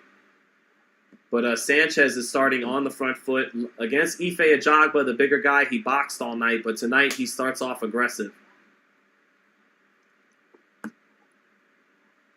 Sanchez throwing a hard left hook up top that makes Negron pick his hands up, and he digs to his body once Negron picked his hands up there. 2 hard shots to the body by Frank Sanchez. Sanchez coming forward, winging a big right hand and falling short with it. Looks like he wants to take Negron's head off here in round one, loading up on some of these shots, like his old sparring partner Canelo Alvarez likes to. Negron trying to just work his way into this fight, not get caught in any exchanges here early in the first round. Sanchez, though, trying to hit him with something fierce, trying to line him up with something fierce. And Negron knows it. And he's a little wary of taking any chances here in round one. Big left hook hits the glove of Negron. Got his right hand up to block it. You can see the impact on each shot for Sanchez right here. Good jab to the body, sets up a hard left hook to the body for Sanchez, and then a big left hook up top on Negron, but Negron gets his hands up, but still was physically moved by the shot. Big right hand for Sanchez, and he sweeps underneath with uppercut. Sanchez throwing with a lot of explosiveness here in round one, throwing with bad intentions. Not coming out as the Cuban boxer, but coming out as a Cuban slugger tonight. Little over a minute left in the round. He's gotten to the body hard a couple of times and has smacked the gloves of Negron with hard power punches up top that have still moved him despite catching him on the gloves. Oh, good 1-2 for Carlos Negron lands on Frank Sanchez, and then he sticks in one of the body. He sniped Sanchez there, who maybe was starting to come in without any respect. Good jab lands for Negron, too, on the outside. So a good 1-2 by Carlos Negron to get him going in this fight. Sanchez staying aggressive, but maybe has a little more respect now. Shoots a good jab in. Negron trying to be a little tricky and savvy. Drops his hands for a minute and then picks him back up. Shoots a jab to the body, and Sanchez comes back in and closes the distance. Gets a right uppercut in up top.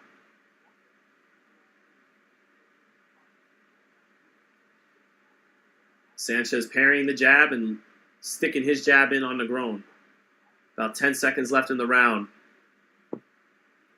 Negron backing straight away from a right hand by Sanchez with his hand down. Got away from it, but dangerously so.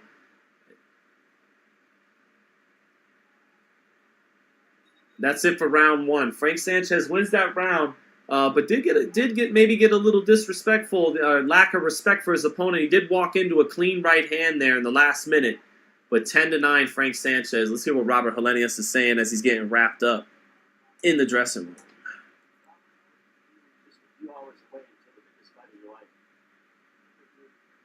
Robert says he feels good.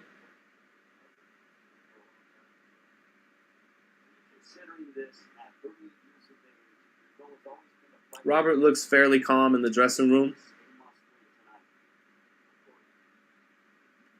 He said he's focused, not saying much to Ray Flores.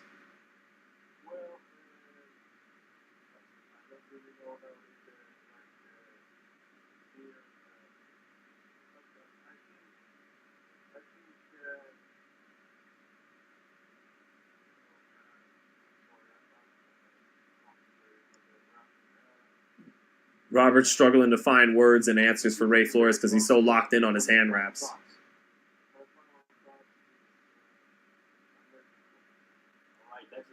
Robert kind of smiles at Ray and says, my final thoughts are, I'm ready.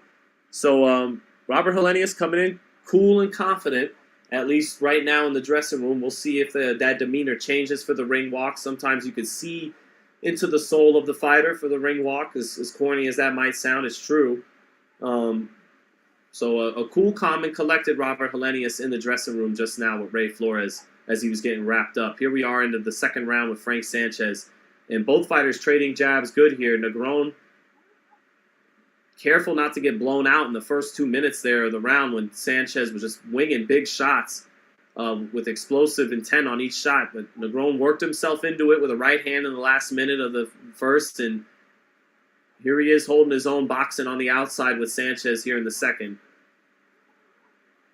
Negron just off with a right hand, and Sanchez almost landed his right hand, walked him into it. They fell into the clinch, and they reset here in the center ring. Let me see here. L said, is this pay-per-view? Yes. No, Haney Kambosos is not pay-per-view. That's ESPN and ESPN+. But Wilder, right now, we're on the Frank Sanchez fight and the Wilder-Helenius card, and that is Fox pay-per-view. Good right hand to the body by Frank Sanchez here in the second round, halfway through it. Oh, Negron getting his head off the line just made Sanchez miss a straight right down the pipe, but a good left hook to the body by Sanchez after he missed it. Negron a little savvy in there. Savvy journeyman is Carlos Negron. Good jabs by Carlos Negron, not landing, but doing a good job of at least establishing some distance here against Frank Sanchez, who's trying to walk in. You could tell Sanchez wanted an easy night from the bell. He wanted an explosive knockout. Negron is making him work for it. Not complying with being an early KO victim is Carlos Negron, settling into a decent boxing rhythm here in the second round behind his jab. Keeps probing it, keeps shooting that jab on Frank Sanchez, who's not being active this round. A nice jab lands for Negron after 4 or 5 stick in there. He finally got one to get in. Now Sanchez landing his own jab, but he fell short with a right hand to the body. Not an impressive round for Frank Sanchez. Good jab for Negron. Don't know if the judges will give the round to Negron just circling away and jabbing, but he was effective with his jab down the stretch of that second round. Close second round for Frank Sanchez. Not a lot of work rate from Frank Sanchez in that second round.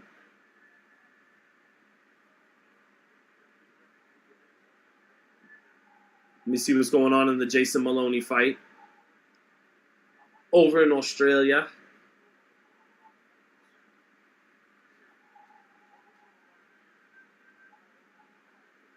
Primetime says, how do I think the main event will play out since they are sparring partners and know what to expect?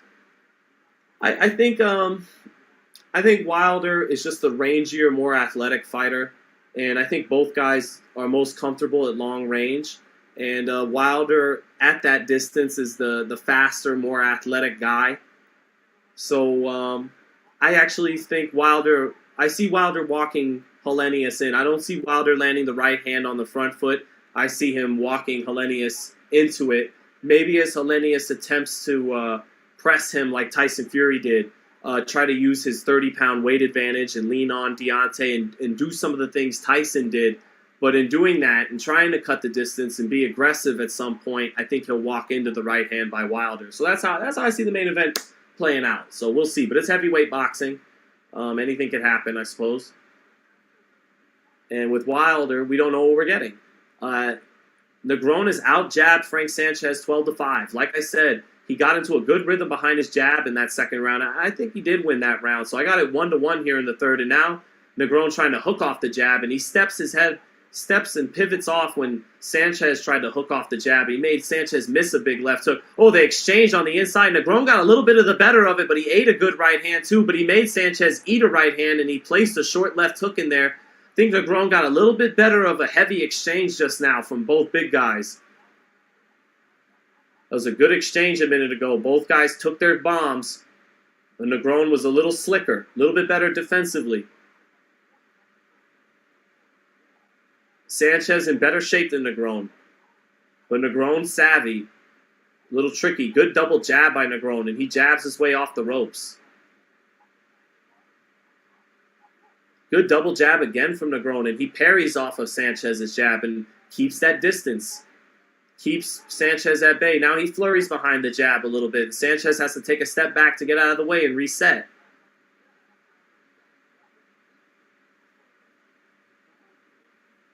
Negron doing well with his jab these last 2 rounds. Sanchez trying to get to the body, but Negron keeping that stiff arm on him. Negron measuring up top, measuring with his hands. Sanchez not active enough. They trade jabs. Neither guy landing too clean there. 50 seconds left in the third. Negron, I think, with a little advantage in this round. Sanchez trying to load up on a bomb, and Negron just lets his hands go a little bit with quicker shots, not trying to sit down on every shot, so he's able to get off a couple of quicker ones on the inside there. I like Frank Sanchez, but he's looking a little sluggish on the front foot right now. Not as impressive as when he had a guy coming to him like Ife Ajagba.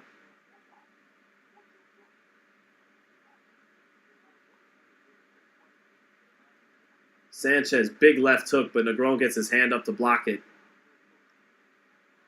Negron with a little bounce, steps over to his right.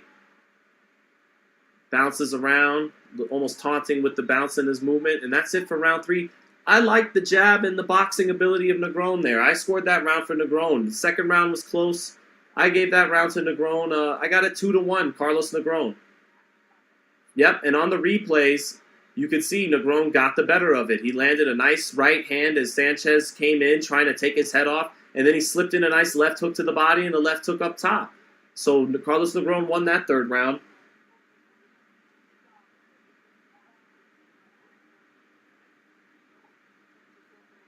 Meth Head Mayhem Miller says Shaggy has posters of men in his room. I mean, let's have some context here. It's an office where I do room for boxing, and there are boxers, on the wall. Like, I don't know. I thought the whole Pamela Anderson, like the girls on the wall and shit is played out like that. It's kind of like a boomer thing. I get pussy. I don't need to hang it all on the wall. It's a boxing office, so we have fighters on the wall. Come on, Meth Head Mayhem Miller. And that.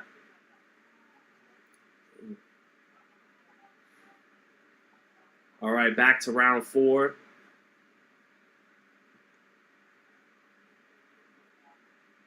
Frank Sanchez again remaining aggressive, loading up on these shots, and maybe loading up a little bit too much tonight, looking for that knockout. And Negron doing a good job defensively these last couple rounds of slipping out of the way of these shots, and just good rhythm on his jab, on his lead hand. Sanchez lands his jab, staying on the front foot here is Sanchez. Negron not getting anything done offensively in the first minute here in the fourth. CompuBox has a 28-26 connect advantage for Frank Sanchez, so it's pretty close, just about even. Good left hook lands on the inside for Negron, and he slips out of the way of the right hand. Now he sticks his jab into Sanchez's chin.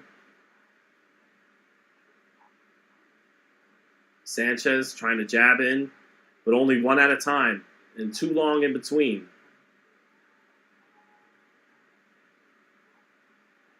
Negron stepping off to the right, makes Sanchez come forward and reset. Now Sanchez sticks his jab in and gets one in. Negron circles off to his left.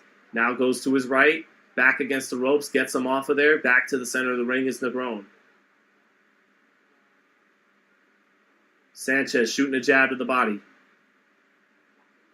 Shooting a jab up top but falling short. Now Negron tries the jab twice, but Sanchez steps out of range. Both guys center of the ring. Negron trying to set something up to the body off the jab, but Sanchez steps out of the way and steps back in. Now they get in the clinch. Minute left in the round.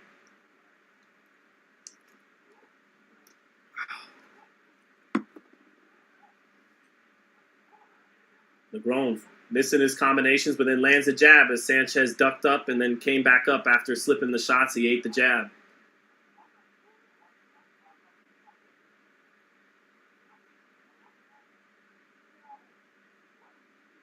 .30 seconds left in the fourth. A little bit of a dull round.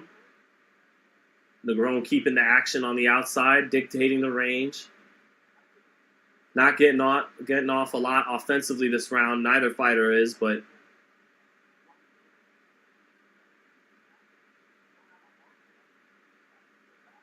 .10 seconds left. See if someone can punctuate the round with something.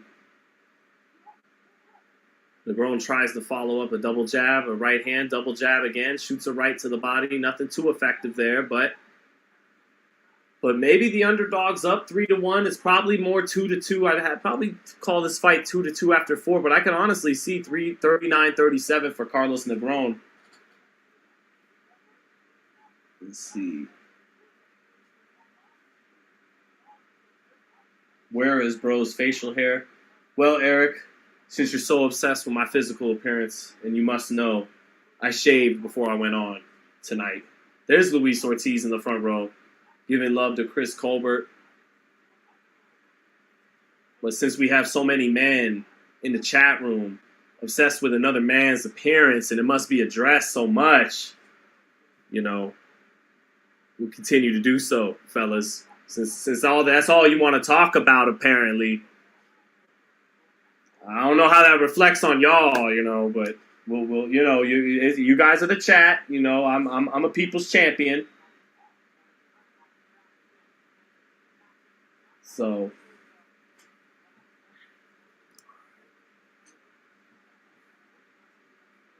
double jab again, triple jab, jab to the body. Just a really good job with the jab by Carlos Negron since the second round here. If he pulls off this upset, it's because of the jab, the best punch in boxing, most important punch in boxing. Not necessarily every fighter's best punch, but overall, if you were to poll the great fighters, they probably all, not all, more than not, would pick the jab. And Negron is having success in this first minute just off the jab. Now Sanchez is able to close some distance and lands a hard left hook and a winging right hand. Negron able to slide his chin off the side with some of the shots, but those shots did get in for Sanchez. But Negron following back up with his jab, staying on top with the jab. Jab to the body. Very active with the jab in the first round as Carlos Negron, or in the first minute of the fifth round as Carlos Negron. It's only a 10-rounder. So Sanchez only got 10 rounds to play with, not 12. This Negron guy isn't in the kind of shape he's in. At least that's what his body says. But he's only got to do this for 10, not 12. Sanchez with a big swing and a miss with the left hook. He was out of range because of the jab of Negron.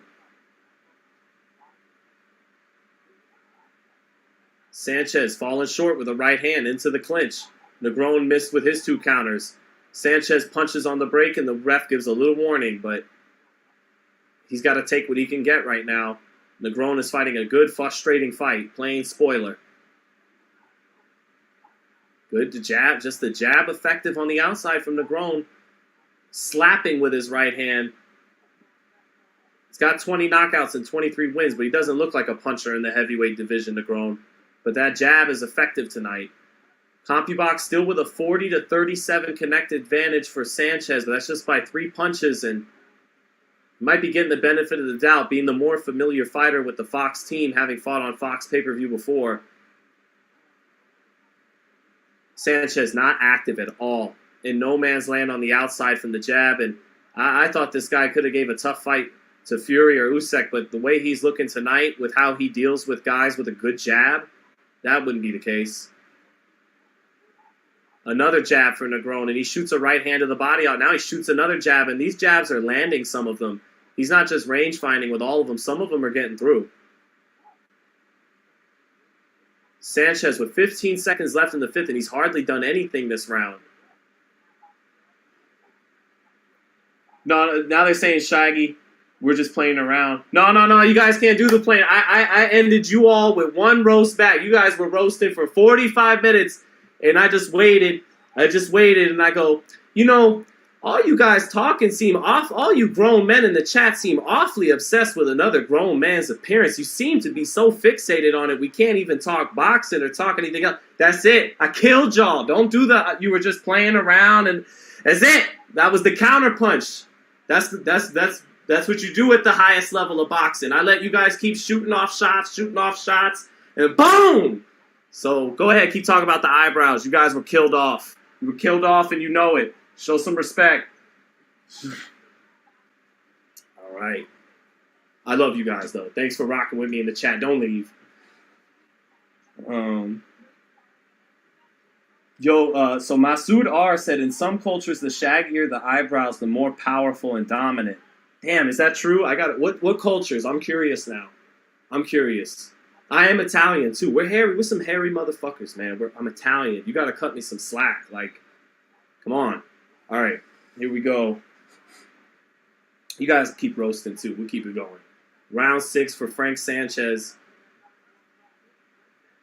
He's got to do something about this jab of Carlos Negron, or he's going to get upset. I mean, when you talk about playing spoiler, that's what Carlos Negron is doing. He don't even, it's like he does.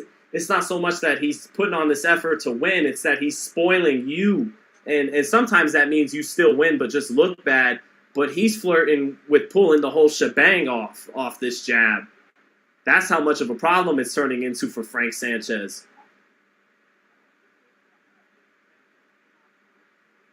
All right. Sanchez trying to do some bum rush, and at times he drives Negron to the ropes, makes him back up in a straight line, but Negron finds enough space to pull straight back and make him fall short. Sanchez shooting a hard right hand through the center. Now a left hook, but falling short with these punches. But Negron now a jab knocks Negron's head up. And Fox has this fight 48-47 for Frank Sanchez. I actually have it 48-47 for Carlos Negron. He just landed a good left hook to the body there. And then circles back out on his jab to reestablish long range distance. Good right hand to the body for Carlos Negron. Not a lot of power on these shots. Sanchez clearly the harder puncher. Forget the knockout percentage on their records. Just watching with the eye test, Sanchez the more explosive puncher between the two. But he's sluggish tonight at this point. Came out winging shots, winging bombs, kind of like Canelo Alvarez does, you know, putting everything on every shot. And then he walked into a right hand with about a minute left in the first round, and Negron was able to settle into the fight after that. Minute left in the sixth. Close round right now. Oh, big right hand for Frank Sanchez. Big right hand. He needed that. Negron waves him in, but he knocked the sweat clean off of Carlos Negron's head. It was a jab to the body that set it up. Jab to the body, and then a right hand over the top. Beautiful straight right hand. Negron is still a little buzzed, but he's fighting through it. Left hook now. Lands with Negron against the ropes, and Negron waves him in. But he's buzzed and bleeding from the nose. Sanchez finally breaking through on this frustrating guy.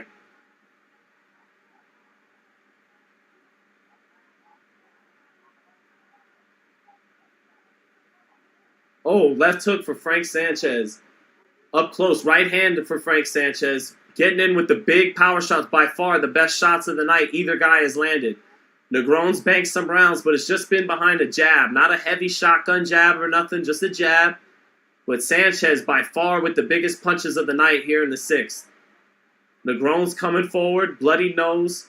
He's going to make it through this. And Frank Sanchez, he needed that. Big round for Frank Sanchez.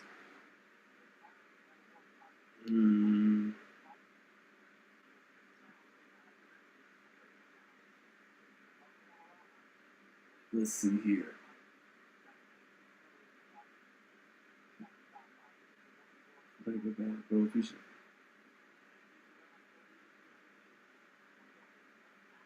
Kyle Korver, yep, I used to get that. Used to always get the Kyle Korver. Was never mad at that one.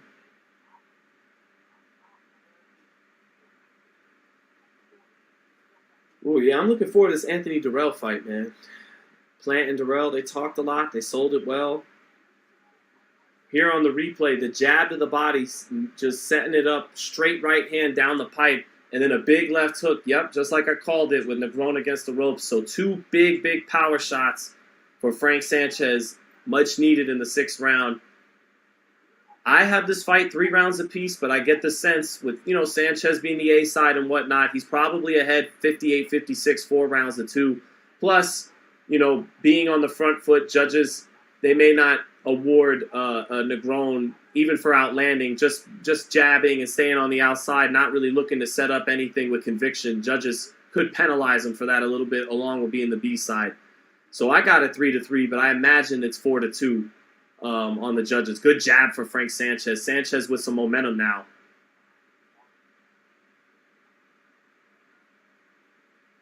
Sanchez not throwing a lot of punches per round, and he is breathing a little heavy and looking a little sluggish. And now he just got frustrated and kind of put his hands to the side as if to say to Negron, stop running. But Negron's not even running that much. He's just using some movement. He doesn't even have the wheels to run around the ring like that. So Sanchez, if this kind of movement bewilders him, he's dead meat against Usyk and Fury's feet. And he doesn't have the power to bang with Joe Joyce either. So this is a performance right now that's lowering Sanchez's stock, if we're being honest. He is winning the 7th round right now. Not landing anything hard, but he's staying on top of Negron, who isn't as effective with his jab this round as he was before getting hurt with that right hand in the 6th.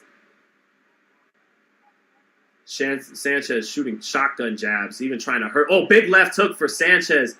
Negron pulled straight back from a right hand, and Sanchez was able to pull his feet in and close distance and hit him with a left hook. Minute left in the 7th. Sanchez was swelling around that left eye and the right eye a little bit, swelling a little bit around his eyes. That jab is pelting him. Sanchez winning this round right now. Oh, big right uppercut for Frank Sanchez. Right off the left hook. Moved his head in the right range he needed it to be to land the right uppercut. Now he shoots a right hand to the body and a left hook to the body does Frank Sanchez. 30 seconds left in the 7th. He's definitely winning this round. Good left hook to the body for Carlos Negron. Shot a little combination to pick Sanchez's head up, and then he planted a body shot in. Good jab for Negron. Negron banging away on Sanchez's high guard. Sanchez sticks a nice, well-timed jab in there.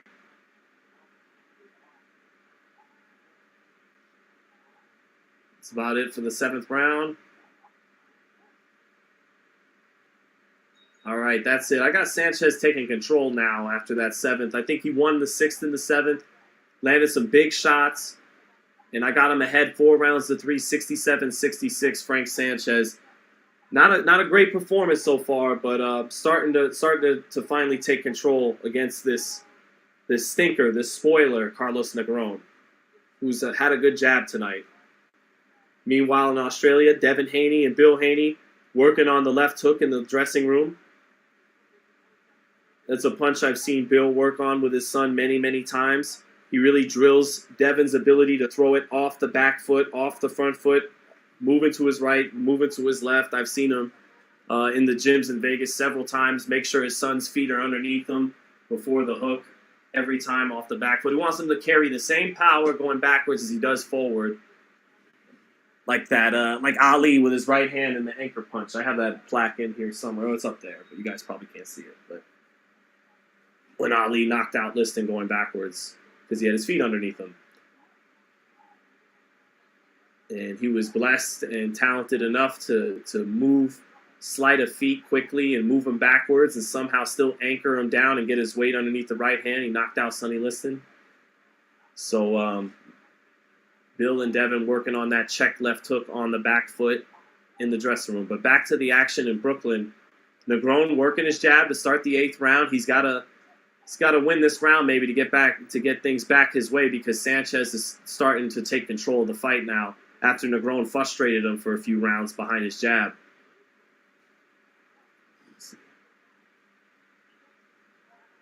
Masood R. Yo, does Bill Haney train anyone else or just Devin? Bill, I mean, I think he may be the official head trainer of Amari Jones. Amari Jones, the undefeated 154-pounder out of Oakland. I think Bill is his head trainer in the pro game. So yeah, he does train him, and Bill puts his hand, works a little bit with a number of guys that come through Devin's gym, like Lorenzo Simpson, Darren Cunningham. Bill worked with him, a fighter with only 1 loss in the bantamweight division, or 122. Darren Cunningham, undefeated Lorenzo Simpson, undefeated Amari Jones. Bill will work with those guys. So, and right now Frank Sanchez is winning this 8th round. Again, not finding the accuracy of the power shots just yet, although he's found some good straight body shots there with the jab and a straight right hand. Closing the distance now, a right hand over the top. Left hook lands as Negron tried to pull straight back from the right hand. Good left hook for Frank Sanchez, who's definitely in control right now. Worked his way through some of those frustrations. The nose of Carlos Negron not looking good. A gash in the middle of the bridge of his nose. Oh, Sanchez with a big left hook, straight right hand to the body. Negron not as active and as confident behind his jab right now as he was earlier in the fight.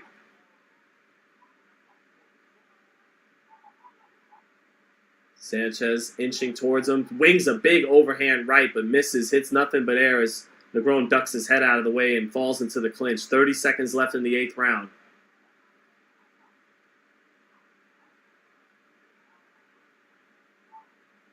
Devin Haney getting gloved up, taped up, trunks put on in the dressing room. It's just about main event time in Australia. And, good right uppercut for Frank Sanchez in an exchange with Carlos Negron. Sanchez on his way to winning the 8th round. He won the 6th and the 7th. I'm about to have him up 77-75, 5 rounds to 3. Good job by Sanchez. You know, tonight he's going to have to win and hope he looks good the next time.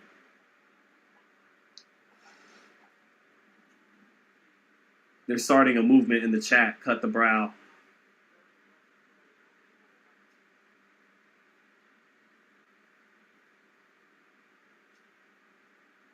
Listening through the fight. I knew someone was going to say Sonny listened through the fight. Yeah, I don't know. Maybe he did, but I don't think so. Ugh. Still trying to fix him, but it's not going to happen. No, they're not. They're not letting me off the hook that easy, Jason.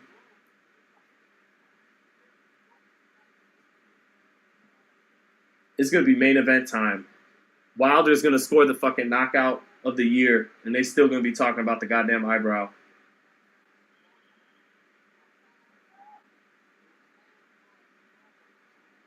Shave the head and keep the eyebrows?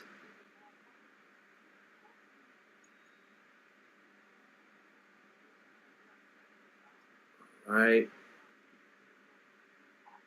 Round 9 for Sanchez. Negron. Yeah, Negron with that nasty gash in the bridge of his nose. Got to look at by the doctors. Doctor's going to let him out there. I got it 5-3, but I imagine the judges got this 6-2 for Sanchez. Good left hook for Negron. Sweeping around the guard of Sanchez. They didn't get in clean, but partially got around the guard there. Negron staying on the back foot, taking little steps back. Sanchez shoots his jab in. Now Negron shoots off a double jab, tries to slap around the guard with light punches. Works the levels with his jab. Sanchez stepping in with a hard left hook. Right hand, down goes Carlos Negron with his arms placed out of the ropes. He's up at 4-5, but Negron finally was dropped on the right hand there. And for a minute there, his body was halfway out the ring. Well, his arms were, at least, in his head. But he beats the count. He's up. 2 minutes left. Negron down. Left hook lands for Sanchez. Sanchez left uppercut.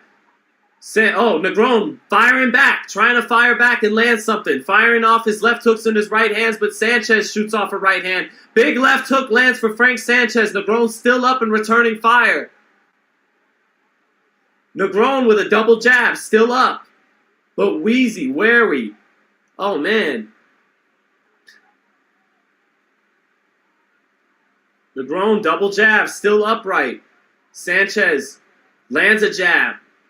Big left hook for Frank Sanchez. Negron is on the ropes. Right uppercut lands for Sanchez. Right hook, left hook, that's it. It stopped on the ropes. Frank Sanchez gets the 9th round technical knockout. That big gash over Negron's face. Negron not happy with the stoppage, but he was dropped that round. He was down on the cards. He wasn't throwing his punches with any real power on him. He was just, touching with it a little bit. Wasn't committing to his shot, so he wasn't really showing the power to change the fight. So the ref had seen enough at that point. Big gash on Negron's nose. Negron fought well in rounds 3, 4, and 5. Showed a good jab, really did out-jab Frank Sanchez and make him look pedestrian at times. But Sanchez stayed committed, stayed on the front foot, kept winging bombs, and eventually stepped in range and Negron kept stepping straight back, pulling straight back, and eventually Sanchez put together the punches he needed with him pulling straight back to nail him. Started nailing him with power shots in the 6th, hit him in the 7th and the 8th, and then got him out of here in the 9th after dropping him. So, but honestly, despite getting the knockout in the 9th, I think Frank Sanchez's stock took a little minor hit in the wrong direction. There was a number of rounds where Negron with his jab and his savvy made him look like a plotter coming forward. And if you're Alexander Usyk or Tyson Fury, this guy didn't look too scary tonight. So Sanchez, judging from the Ife Ajagba fight, and tonight, he's better when you come towards him. When he's got to go on the front foot, he's not as good.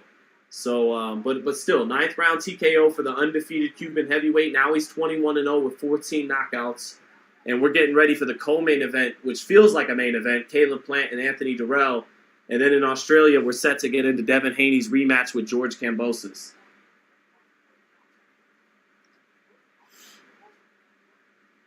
I will be right back to get some water in one moment. You get a quick water. One moment.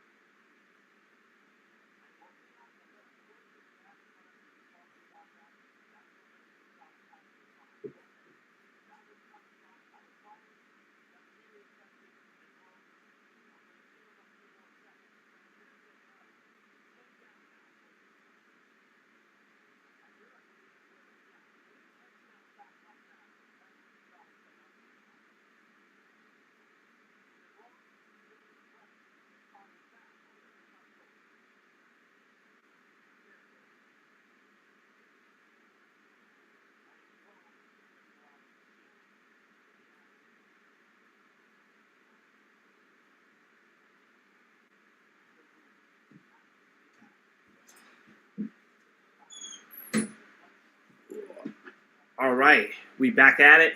Got the water. Ready to rock and roll, baby. Plant Darrell coming up. Haney Kambosos coming up. Let's see here. He will prowl right back.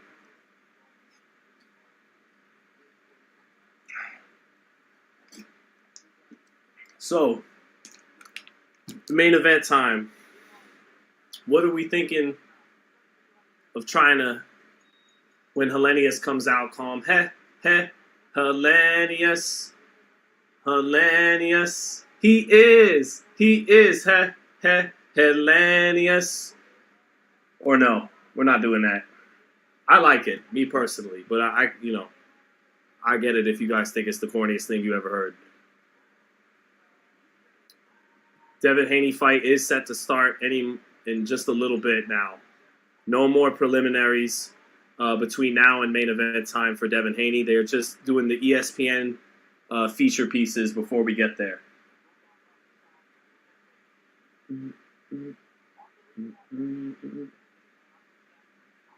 That's the Browdy. The Browdy instead of the Brody. I see what you did there. I see what you did there, Emilio Beltran.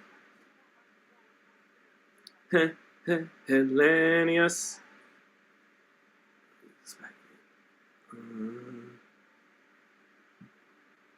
All right. Plant Darrell, who we got? I imagine Plant with his youth, boxing skills, keeps it on the outside. That's why Darrell keeps, kind of complaining, don't run, because he knows it's going to be a very frustrating and difficult fight with Plant's movement and defense and all of those attributes. And I expect Plant to be smart and to use those attributes to win a decision against a guy who's about 10 years older. But Anthony Darrell, very dangerous with that uppercut. We saw him get a brutal uppercut knockout on Plant's undercard against Canelo last year. He's always had a good right uppercut. But in order to land that shot, the distance has to be closed in. And Caleb's not going to be looking to stay inside too often, if at all. So I don't know how often Darrell will get a chance to land that shot. But we have seen Plant, when he slows down later in fights, get hit with the uppercut. Caleb Truax was dominated in their fight, but everyone remembers in the 9th round when he busted Caleb with a good uppercut when Caleb's legs slowed down for a little bit in the second half of the fight. Maybe Darrell will get that kind of opportunity in the second half of the fight. But I imagine Darrell will be on the front foot all night. I don't know if he's going to really be sophisticated in his skills cutting off the ring, Darrell. He's got good feet going backwards, but not as much cutting the ring off coming forward. So we might see Darrell plotting and eating shots on the outside from Plant. The real interest comes in the second half of the fight if Darrell is still strong and if he can get off an uppercut like Truax did in the 9th round when Plant's legs needed a little rest. We'll see.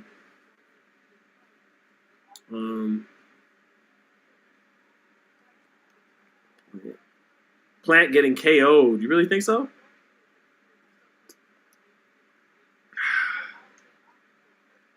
Adrian Bentancur said, I watched a crazy video with a street fight with Caleb Plant where he handled his business. He has been that dude. I saw that video a couple years back, too. It was a crazy video.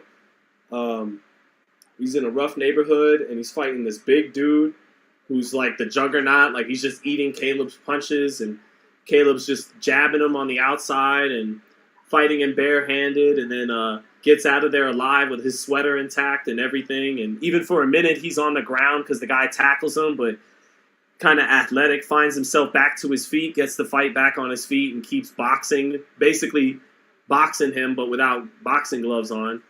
And it's a crazy video if you guys haven't seen it. Caleb Plant's street fight with this big dude in the streets, and he won, obviously.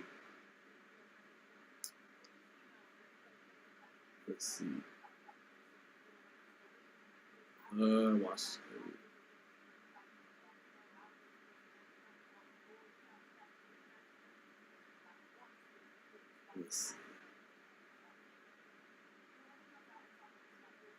Let's see. Again, we're super middleweight landscape. Benavidez, David Morrell, Caleb Plant, Canelo Alvarez.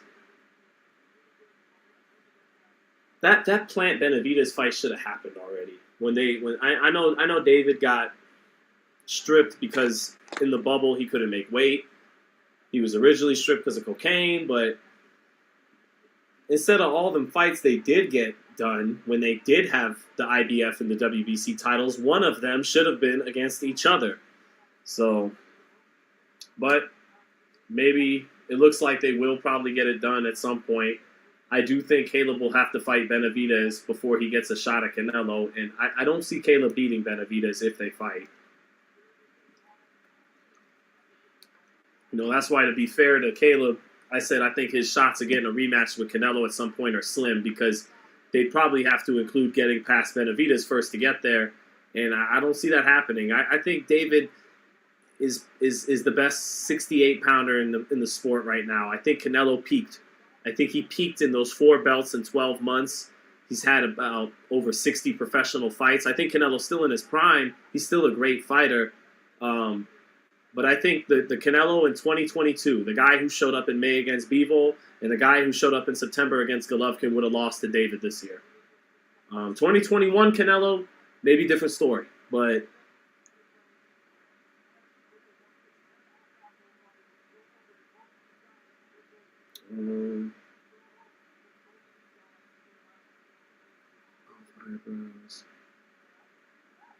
Alicia Browgardner. We got the Browdy, Alicia Browgardner. What else? God, I'm looking on the screen right now. It is brutal. I'm not even gonna lie to you guys.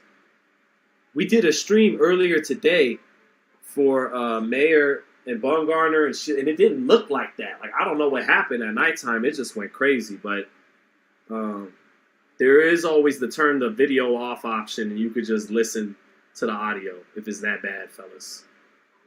Let's see.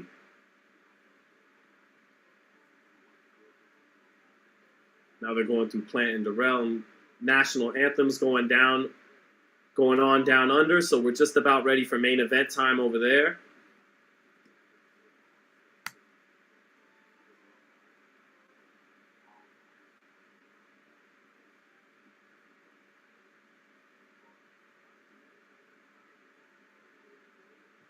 Again, Plant should win this fight with his youth, boxing ability on the outside. Just do what he does best.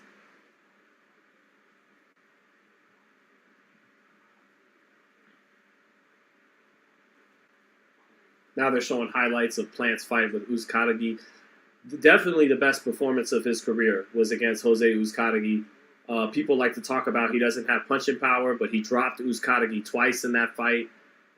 He was more explosive that night than he showed against Canelo Alvarez. You know, having covered Caleb most of his professional career, I don't think he heading into that fight, I just think he kind of lost his edge somewhere around the Caleb Truax fight, around that time. He's a very intense guy, and he had the chip on his shoulder the size of the world before he won his IBF title. And then when he won the IBF title, that was his best performance. You know, he was on all cylinders that night, and if you go back and watch the Uzcategui performance, it was impressive by Caleb. He really earned his world title that night. And then he blew out Mike Lee like he was supposed to. Now you could say, okay, that's Mike Lee, but he did what he was supposed to do. He looked really good in doing it. And then Vincent Feigenbutz, he looked good against Vincent Feigenbutz. But then the Truax fight, it was one soft touch too many, it appeared. Because then he took a step back in that Caleb Truax fight. He didn't look as snappy to me. And then that followed into the Canelo fight. And some people felt he did better than they expected in the Canelo fight. I actually thought he was capable of doing a little bit better than he did. And Canelo was pretty dominant that night in one of the best performances of Canelo's career. So let's see what we get from Caleb tonight against a former two-time WBC champ in Anthony Darrell. Hey, Anthony Darrell's good enough that when I pressed Canelo about David, he mentioned Anthony. He goes, who has David fought besides Anthony Darrell? That's the one champion. And I actually would like to joke around with Anthony and ask, did that kind of feel good? Like Canelo in the midst of this serious topic about fighting Benavidez or not fighting Benavidez, he did at least go out of his way a little bit to mention you were the one good fighter on his record. He's not you withstanding. But here is Caleb Plant in the ring. He's got some red and green on. He's got the, what is that color I'm thinking of? Beige to go with the red and green trim on the Grant gloves. Anthony Darrell with the great Sugar Hill Stewart. Adrian Bentancur, do you see Jermall Charlo fighting David Benavidez anytime soon? I don't. I don't, actually. I think that's such a sexy fight stylistically and for the fans and two exciting American fighters, but I don't. I think they seem to be angling Charlo at remaining at 160 right now. He's joked around about Benavidez being a cruiserweight, that he needs to move up to cruiserweight, so he's never seemed anxious about taking that fight, really. He'd rather fight Canelo for the big money and a guy that's maybe even smaller than him or the same size. So I don't think so, unfortunately. I think David is more in line to fight Caleb Plant. I would rather have seen Charlo because they're both undefeated. I know Caleb's still got a good name and he's a top 168, but we've seen him stopped already. And it'd be nice to see someone's go with Charlo and Benavidez. That would be such an entertaining fight. But I think Charlo, they're talking about Carlos Adames. Golden Boy may potentially be doing business with Showtime by bringing Ryan Garcia over for a Tank Davis fight. Maybe there's more where that came from, and Showtime convinces Oscar to also bring Jaime Munguia to make that Charlo fight that they tried to make earlier this year. I think Charlo's heading more that direction than he is fighting David Benavidez. I think if he moves up to 68, it'd be for Plant or for Canelo more so than it would be for Charlo. And so that's what I think. Unfortunately, I love that fight, but I don't think it's going to happen.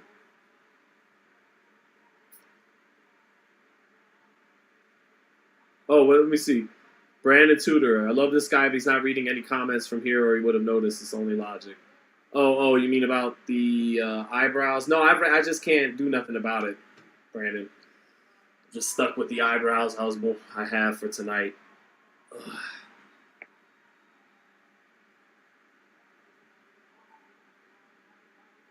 Thank you, Rufus Collins. Appreciate it.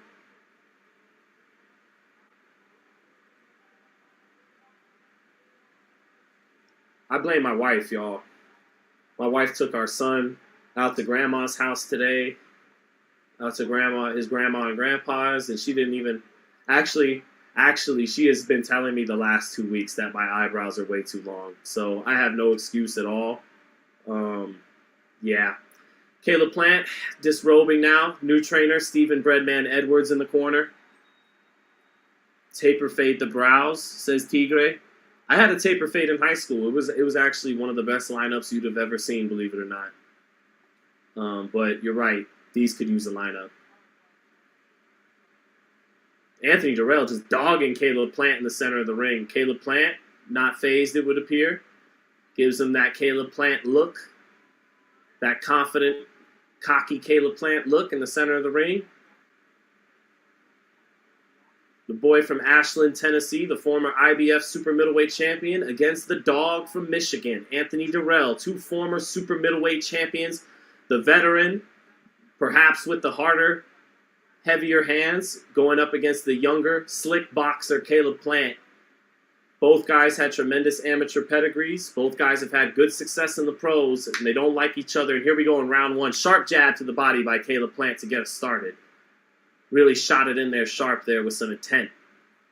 Plant shoots a right hand over the top and lands a left hook. He fell short with the right hand, but the left hook did land on Anthony Darrell, and Caleb punching with a purpose, looking sharp here in the first 20 seconds of the fight. Good jab to the body for Caleb Plant. Darrell starting off slow, hasn't let anything go just yet. Plant with a strong first 30 seconds to start this fight. Good jab for Caleb Plant off the up jab and another jab. Darrell getting dirty and mean in the clinch, banging away with a free hand. Plant kind of came in with his head down in the clinch, and Darrell tried to bang away with bad intentions with that free hand, and the ref told him to ease up. And Darrell looked at him like, what do you mean ease up? Plant working that jab to the body early, stipping it in there sharp, not range finding with it. Ooh, Darrell just off with 2 counter shots as Plant tried to plant that jab to the body. Another jab to the body for Caleb Plant, all coming from the hip, the up jab. Plant keeping the right hand by his chin, but the left hand down at his waist. Now Plant shoots 2 jabs to the body, and Darrell comes back with his jab up top. 6-1 advantage halfway through the first for Caleb Plant. Good jab to the body for Anthony Darrell now. Darrell stepping forward. Plant stepping over to his right, taking little half steps back. Now he jabs to the body. Plant trying to shoot a left hook up top, and he misses, and Darrell misses with his counter left hook. Good defense from both fighters early.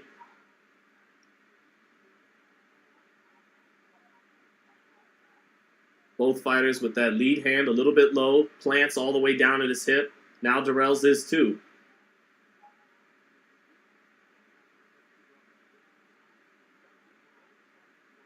No punches being thrown here in the last 30 seconds. Both fighters measuring each other. Good jab to the body by Plant again. Darrell short with the jab up top when he tries to return it. Plant, as expected with his youth, just a little bit faster on the outside. A little bit of a step ahead with the hand speed. Jab.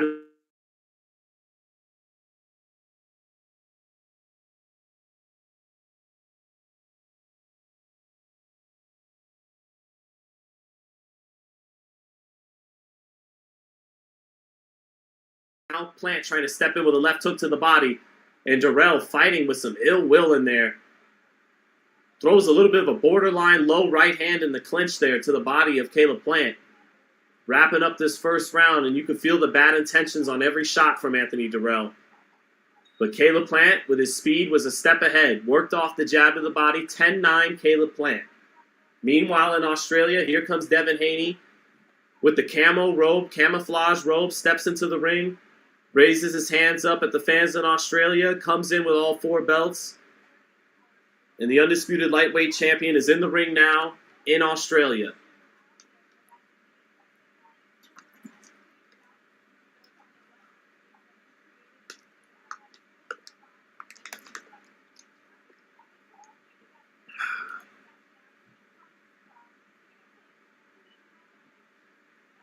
Oh wait, let's see here. What's going on with this delay for my Haney fight sometimes? Come on. Can't be behind here.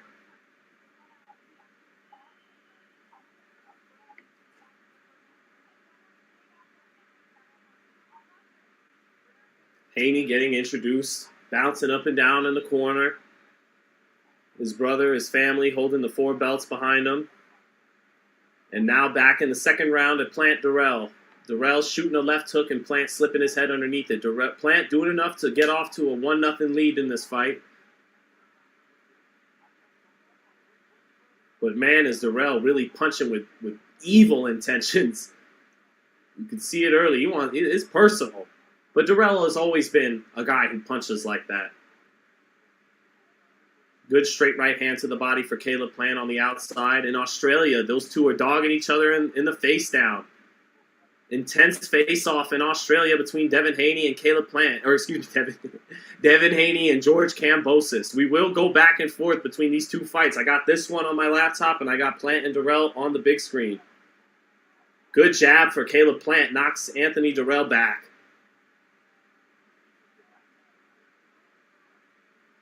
Straight right hand for Caleb Plant to the body. Jab up top for Caleb Plant, and he gets into the clinch. Plant a step ahead with his speed on the outside. Here we go, round 1 of Haney Kambosos 2. Kambosos immediately trying to be more aggressive and fire some hooks in on the inside. Switches southpaw, switches back to orthodox. Switches southpaw, switches back to orthodox. Lots of movement with George Kambosos bobbing his head around, shoots a big left hook, and Devin gets his head off the line away from it. Haney keeping his hands up a little bit higher than he usually starts off, shoots a hard jab through the center. That was the punch that won him the fight last time.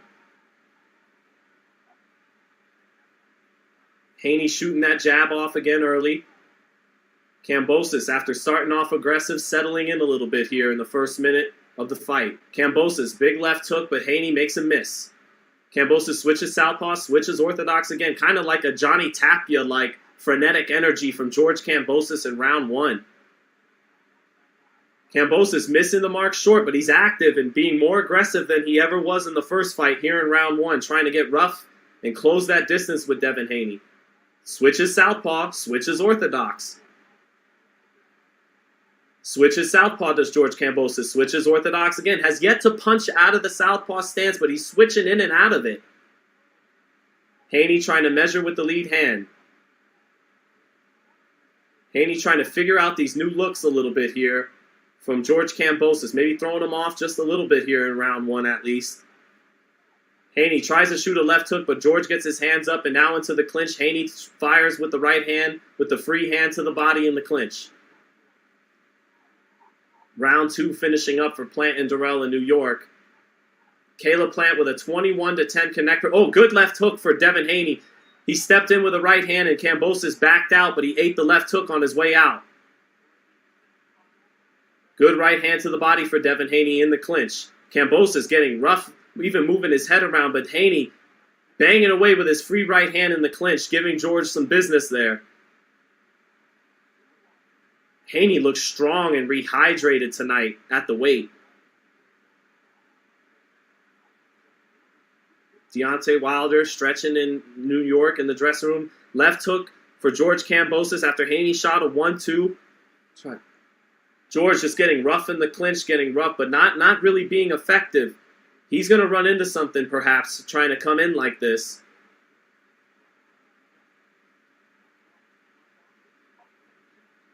About 10 seconds left in the first. George already maybe with a little blood from his mouth. Oh, big left hook from George, but Devin, right hand over the top lands for George to finish the 10 seconds, and he finishes off aggressively to the body, and the fans in Australia got excited about that, and Devin may have lost that first round in Australia. The fans may have swayed the judges, especially in those last 10 seconds. They're going crazy in the stands because Kambosos actually got in a right hand over the top with Haney along the ropes. So maybe 10-9 George Kambosos after round 1. Meanwhile, in New York, it's a 17-2 connect advantage for Caleb Plant to the body. 24-10 overall. That jab to the body has been the shot for him from the opening round, and that's what he's working off of from Anthony Darrell. Plant was expected to be faster and more youthful on the outside, and he's taking advantage of that. Darrell trying to step in with 2 hard left hooks, but Plant too slick early on when he's fresh. Maybe Darrell can get to him as this fight progresses, but not. Darrell getting really rough in the clinch, gets Plant on the ropes and tries to hit him with some right hands. Now he shoves Caleb Plant, and Darrell almost about to fight the ref for the ref separating him from Plant. Darrell wants to be let go in these clinches and allowed to do what he wants to do. Feels the ref is getting in there too much. Here we are into round 2 of Haney Kambosos. They both landed 10 punches by CompuBox stats, but Kambosos outthrew Haney 33-26, so on paper, he may have indeed won that first round. So much action going on at once. Haney with a double jab and a right hand over the top, but Kambosos with good defense gets away from it. Now he steps back in range. Haney pops him with a jab. Good right hand for Haney off the jab. Kambosos fires 2 body shots. 2 good body shots for Kambosos after eating the right hand. Devin with a double jab and a right hand over the top. The first jab got in. Haney with another double jab and a right hand. Beautiful second jab and right hand for Haney. Kambosos switching southpaw, switches back. Again, isn't punching out of south. Hard 1-2. The punching power looks more explosive for Haney tonight than it did in fight 1. Those right hands Look good. Kambosos, left hand low, almost ate a right hand there over the top, tries to dig to the body. Meanwhile, in New York, Caleb Plant gets tackled to the ground by Anthony Darrell. Ref breaks up Plant and Darrell, and they're back into it in round 3. 30 seconds left in that round. But midway through the second round, Haney is winning the second round after losing the first, it would seem.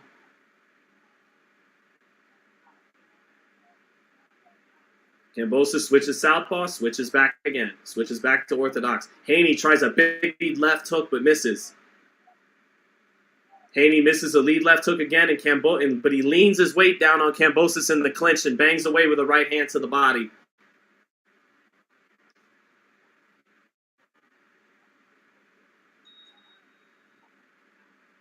George tries to come in again behind the jab, switches southpaw, switches orthodox, but not getting anything off.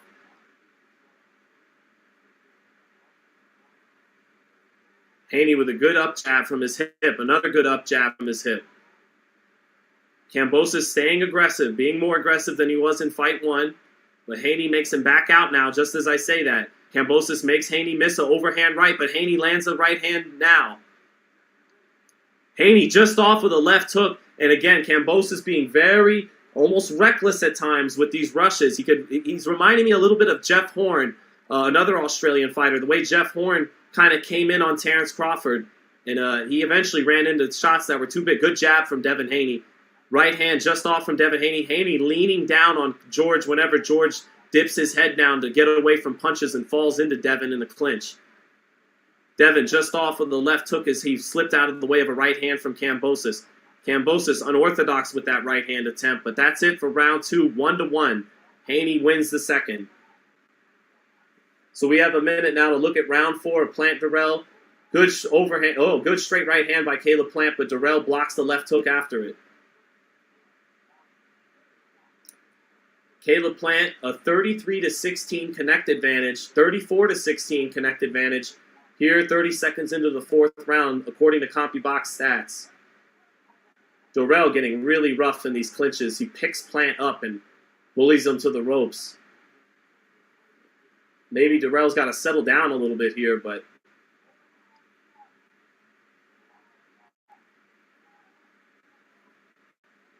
Plant keeping the fight on the outside in boxing, where he has the advantage in youth and speed.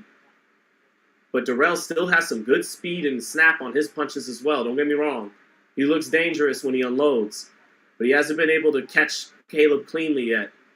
Oh, nice counter left hand by Darrell, though, as Caleb tried to come in with a lead left hook. All right, back to the action on Australia now, the main event. Kambosos staying on top of Haney. But at times, Devin still dictating, keeping him respectful enough before coming in. Devin popping his jab. Kambosos just kind of, again, like Johnny, almost a mix of Johnny Tapia and Jeff Horn tonight. The way he's bending his head down and being aggressive at weird angles. But some of it is bluster. It's bravado, and it's not substance from George. He's doing, and he's like he's Joe Frazier, and he, doing all this movement, but he's not really closing distance. He's still thinking twice of what's coming back his way before stepping inside. Sharp 1-2 down the pipe from Devin Haney, and George is, left hook lands for Devin Haney. Kambosos not letting his hands go in the first minute of the third.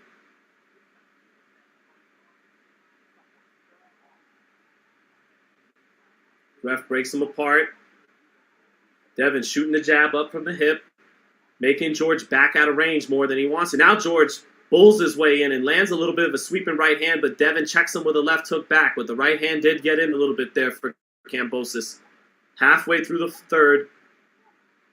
Haney the edge halfway through the third round.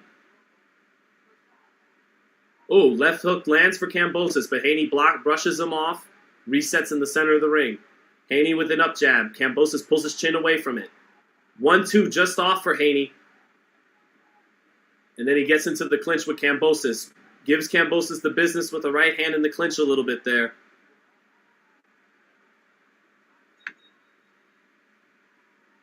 Haney shooting off the jab. Kambosos again, like I said, some of it's bluster. He's moving his head around a lot and giving a rough, aggressive look, but he's not firing off, not being that active here in the third. Good jab from Haney on the outside. Kambosos forced to just eat that one, falls into the clinch. Kambosos switching southpaw, eats a right hand when he switched southpaw. Now he switches back orthodox. Haney with a jab on the outside of the center of the ring. Shoots another jab. Good jab. Stiff jab from the hip for Devin Haney. Lands. And then he shoots a 1-2. George gets out of the way of the 1-2, but a nice left hook for Haney after he got out of the way of the 1-2. Devin really launching those right hands behind the jab here to close up the third. Launching them downwards on the shorter Kambosos. Rolling on the inside with Kambosos. Oh, big right hand from Devin over the top. Throwing that right hand off the jab, and Kambosos eating it flush. Devin almost punching downwards with the right hand. Beautiful shot. Haney 2-1 after 3. Here we go in New York, Plant and Darrell, round 5, first minute of it. And it's all about what happens if Plant's legs start to slow down in the second half. Oh, good jab. Knocks Darrell off balance straight back.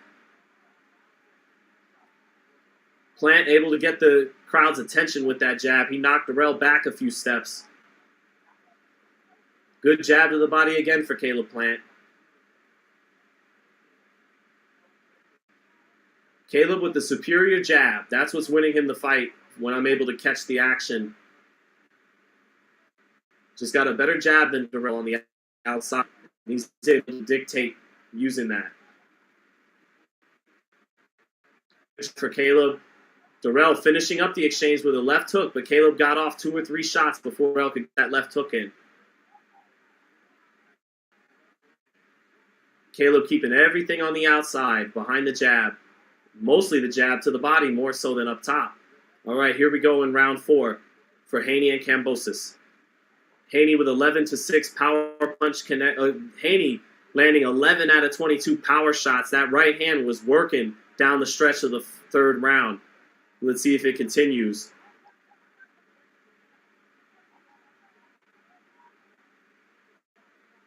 "30 seconds into the fourth.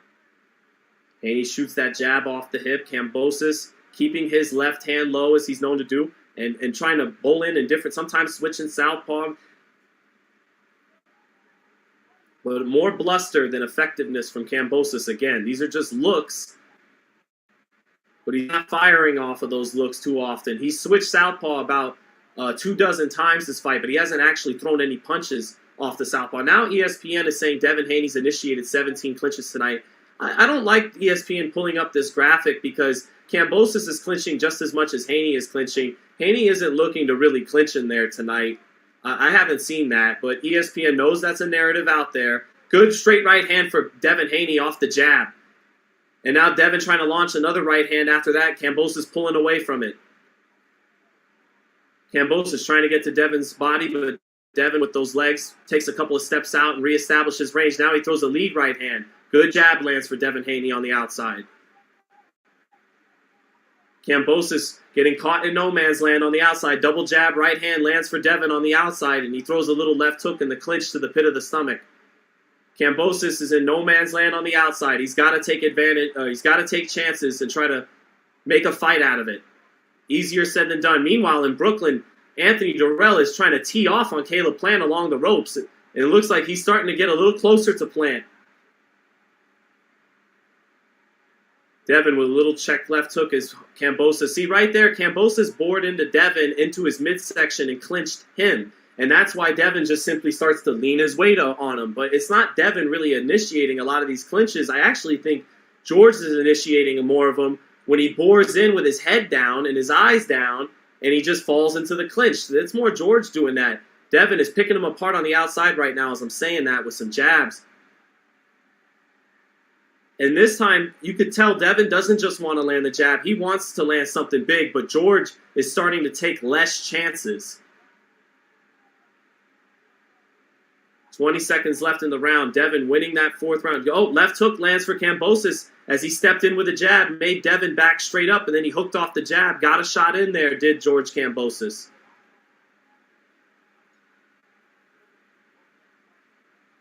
Caleb Plant on the replays shows a big left hook he landed upside the head of Anthony Darrell in that 5th round. Here they are in the 6th. Plant with a 51-34 connect advantage.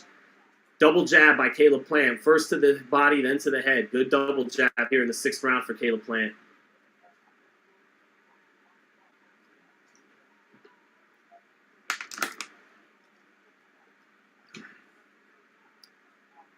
Yeah, I got that fight 3-1 for Haney right now down in Australia. Outside of Kambosos kind of stealing that first round with that right hand in the last 10 seconds. It's been all Haney. Kambosos came out hot, like he was going to come out like smoking Joe Frazier, but he's been increasingly tamed since then.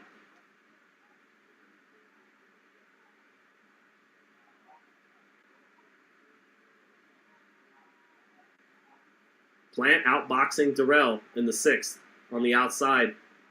As we get back to the action in Australia now, round 5. Haney in control again, up 3-1. Has a 54-30 connect advantage in punches landed after 4 rounds. So nearly doubling Kambosos. They were even in the first round, but since then it's becoming a bit of a wipeout for Haney. Oh, hard right hand off the jab for Haney over the top. And again, these are straight right hands, but sometimes he's almost punching downwards with them. You got to see it. But the right hand is being thrown like a real brick tonight by Devin Haney.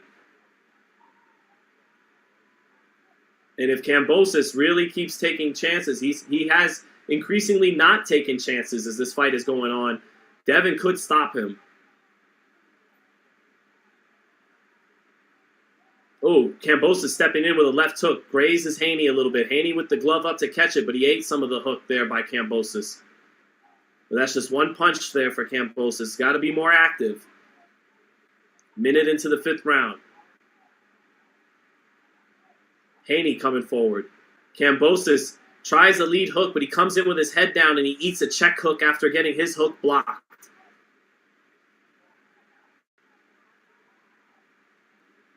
I'm telling you, Kambosos at times dangerously coming in with his head down. He could eat something he don't see coming. Haney with a jab, right hand, left hook, and then a right hand after that. Kambosos moving his head around, rolling the shots, but he's eating some of them too. Kambosos coming in again with his head down, barrels Devin straight into the ropes, but Devin just pushes his weight down wisely in the clinches. Jab on the outside from Haney. Haney keeping his hand at his waist, shoots the up jab again when George tries to shoot the jab to the body. Center ring. Haney not using a lot of movement tonight. Not as much movement as he did the first time around. Just little half steps. Check George with a left hook just now again. Beautiful check hook from Haney. George doing a good job of, moving his head off the shot, not taking the full brunt of it, but he is eating the shot. Good jab for Haney and another jab for Haney. George Kambosos' face is reddening on the outside, and I think he's really just being tough in there. He's not really finding answers. He eats a right hand on the outside too. Haney just off with a big left hook off the 1-2 as they traded hooks. I don't know, guys. I'm getting the sense Haney is going to land something big in this fight soon. Just the sense I get. He's winning, but he's not content to land 30 jabs around this fight. He's still winning. He's still easily out jabbing Kambosos, but he's looking to set up the big counter shot more than just jab 30, 40, 50 times around. Big smile from Devin as he goes back to the corner. Big round. Well, not big round, but a clear, decisive round for Haney. 49-46, 4 rounds to 1 for Haney. Kambosos, losing a little bit of steam. Back in Brooklyn, good left hook for Caleb Plant. Just landed. He missed with the right hand, and then he brought the left hook after the right hand, and that's the one that got in. 62-42 connect advantage for Caleb Plant into the 7th round against Anthony Darrell. Plant letting go of a combination. Now tries to shoot a left uppercut.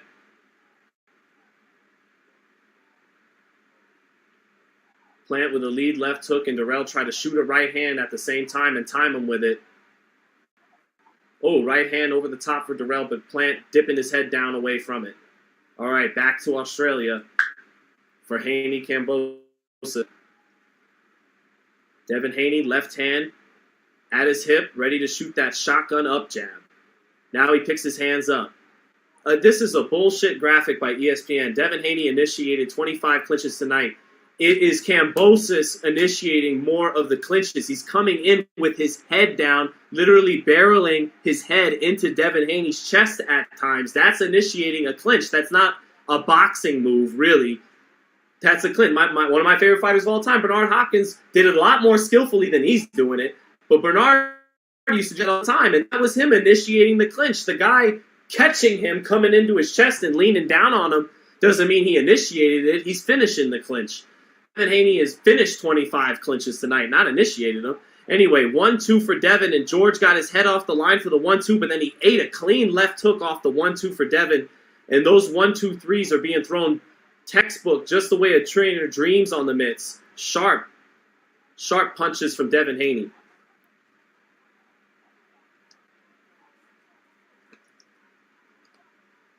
That's getting into range, to be fair. Says it is getting into range. It's not the most sophisticated way to do it. You want to punch your way into range, ideally feint your way into range, but if all else fails, yeah, barrel your way in, and George is doing that. But that's not Devin initiating a clinch.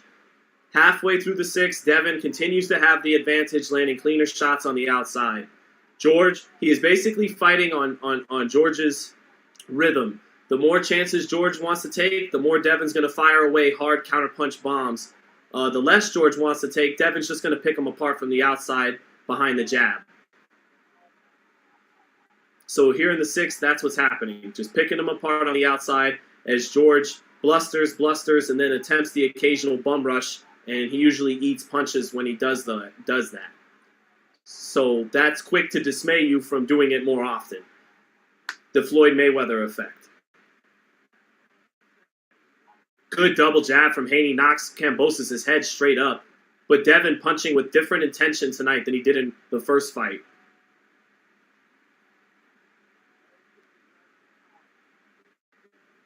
.30 seconds left in the sixth. Kambosos getting nothing done offensively whatsoever this round or the last.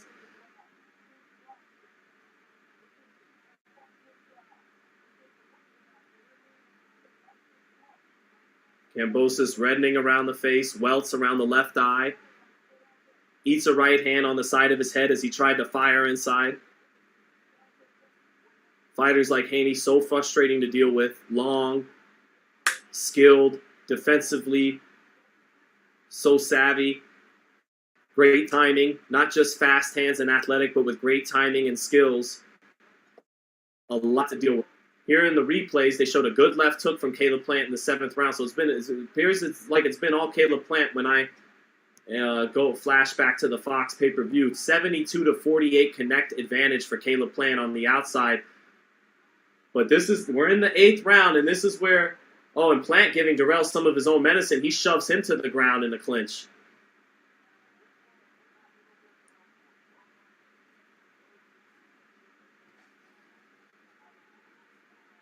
Eric says Kambosos shouldn't have taken this fight. What are you talking about? You had to take this fight. You can't turn down that money that was there for this rematch clause. Are you nuts? Whether you have any chance to win or not, you got to take the rematch clause. He was probably guaranteed several $1 million tonight. So there was no way in hell, whether he really thought he had a chance of winning or not, he wasn't fighting Devin Haney again tonight. Meanwhile, Plant continues to have the advantage in the first minute of the eighth round on the outside. But back to Australia. We're now in the second half of this undisputed lightweight title fight. Devin has out-jabbed Kambosos 39-12. But it hasn't just been the jab tonight. He's hit Kambosos with some left hooks and some right hands. No uppercuts yet from Haney. He does have a good uppercut. But Kambosos is not really taking that many chances after the first round. He's been tamed and disarmed. And that's the Floyd Mayweather effect. Where then it starts to become a question of how much of this is the other guy is coasting and in control and not taking chances, and how much of it is the other guy's not taking chances, so the other guy doesn't have to take chances and shouldn't take chances, you know? It's getting really rough in Brooklyn, by the way. They are throwing each other to the ground, and Anthony Darrell just did the Shawn Michaels pop back up after being thrown to the ground. Impressive stuff by the elder statesman Darrell. No action in the first minute of the 7th for Haney Kambosos. Devin wants to sit down on something big, but he wants Kambosos to take the chance to set it up. Kambosos stepped in for a second, and Devin met him with a right hand. Now a check left hook lands for Devin Haney. Another check left hook lands for Haney. He has Kambosos on a string to where whenever Kambosos tries to cut distance, he's ready to tag him. Kambosos coming in with 2 jabs, but Haney getting that right hand up beautifully to get away from it. Then he shoots a straight right hand. Not a lot of power on that straight right hand. Another straight right hand for Haney. Just touching Kambosos with it now on the outside. Straight right hand again for Devin Haney, and that was a little Mayweather-esque. The straight right hand and then the duck underneath. Oh, another straight lead right hand. And this is Mayweather-esque now midway through the 7th round. We've seen this before. The lead right hand and the slip after it. Kambosos taking a deep breath and knows he's outgunned. He's outboxed. Good up jab from Haney. Lead right hand from Haney after the up jab. Beautiful. Just as I kept talking about the Mayweather effect, the Mayweather lead right hand comes out of Devin Haney. And starting to make good on those comparisons here in the 7th round. Kambosos, I think, already knows he's a beaten man. I think he's been a beaten man heading into the fight, but there was too much money to be made in this rematch clause. It's not so much a fear. He knows this kid has just got all the answers chest-wise for him. Kambosos now with some blood around the left eye. Those lead right hands must have did it. Another right hand over the top for Haney as Kambosos bent his head down and tried to get to the midsection. Kambosos gets in a little bit of a left hook, but Haney firing back with the right hand. Up jab for Haney. Another up jab for Haney. Kambosos trying to counter the lead hand, but Haney too slick. Big round for Devin Haney, and Kambosos starting to get busted up a little bit. 6-1 Devin Haney. Eric asks, is Plant winning? He is winning. From what I can see, it's 78-52, but he's in the 9th round, and Darrell gets him on the ropes and tries to fire away. Oh, good combination by Caleb Plant in the center of the ring. Darrell getting his hands up, but he pierced through the high guard a little bit with some quick, sharp right hands and left hooks. Throwing them in combination. Oh, right hand lands for Darrell over the top of Caleb's low left, and Caleb is backed up on the ropes now after eating that right hand. Maybe Darrell getting a moment he's looking for. Welts underneath George Kambosos' eyes in Australia, by the way, folks. He's not looking too good in the corner. He just wants to get through tonight with his pride intact. But he knows he ain't winning this fight, guys.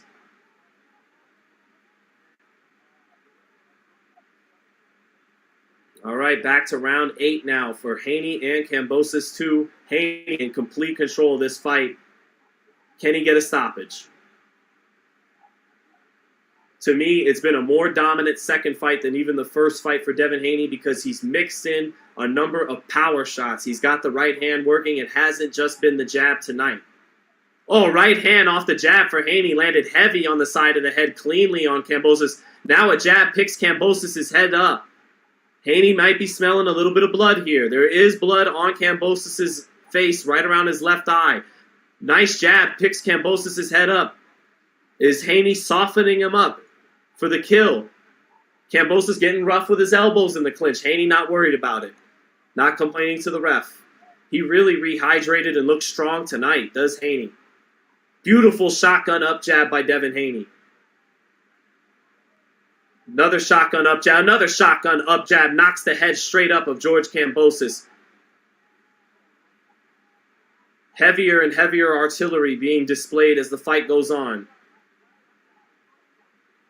Haney trying to shoot a right hand to the body off the jab. George stepped out of the way. 99-44 connect advantage for Devin Haney over Kambosos. More than doubling George Kambosos tonight. Oh, but a right hand gets in for George Kambosos. Haney trying to check him with a left hook, trying to sell out on the check left hook. He ate a sweeping right hand, but Haney took it with no real problem. Still in control of the 8th. Haney willing to let George shoot some of that off, to land something heavy for himself. Not just sticking the jab constantly to keep George on the outside, but sort of inviting George at times. Oh, down goes Anthony Darrell. Anthony Darrell looks like he has been knocked out cold by Caleb Plant in the 9th round. Oh, my God. I'll let you know what the shot was on the replay, but Caleb Plant has knocked Anthony Darrell out cold in the center of the ring, and Caleb Plant does the shovel in the dirt as if to bury him, and the referee pulls Caleb away, and Caleb ain't stopping. Caleb is still shoveling dirt metaphorically onto Anthony Darrell in the center of the ring. Must have been a beautiful shot because Darrell is still out in the center of the ring, flat. Oh, right hand lands for George Kambosos in Australia.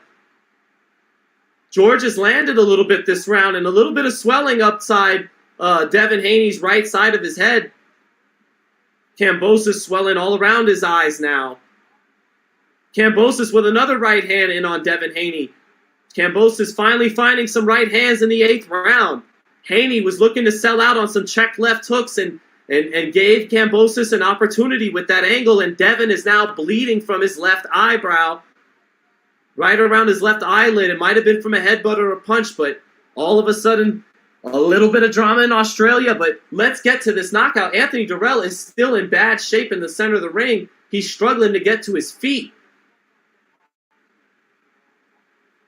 What a gratifying feeling for Caleb Plant after all the talk Darrell had. Darrell was coming in a little reckless, and now Jordan Plant wants to get in the ring to see her husband. They're not letting her in. Impressive stuff for Caleb Plant. Not able to catch the full fight as I'm going back and forth between Haney and Kambosos, but he was in control from round 1. Behind his jab, behind his superior sharpness and hand speed on the outside. And Caleb is fired up, saying motherfuckers into the camera and everything. Darrell, no doubt, embarrassed. Was knocked out cold in the 9th round in Brooklyn by Caleb Plant. Darrell upset and embarrassed.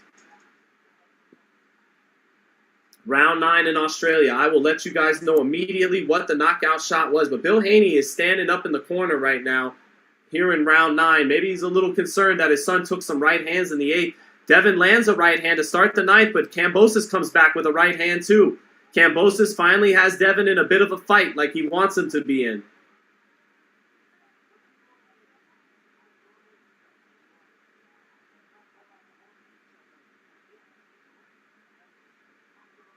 But again, if you got Anthony Darrell knocked out cold in the 9th round by Caleb Plant, we are awaiting that replay.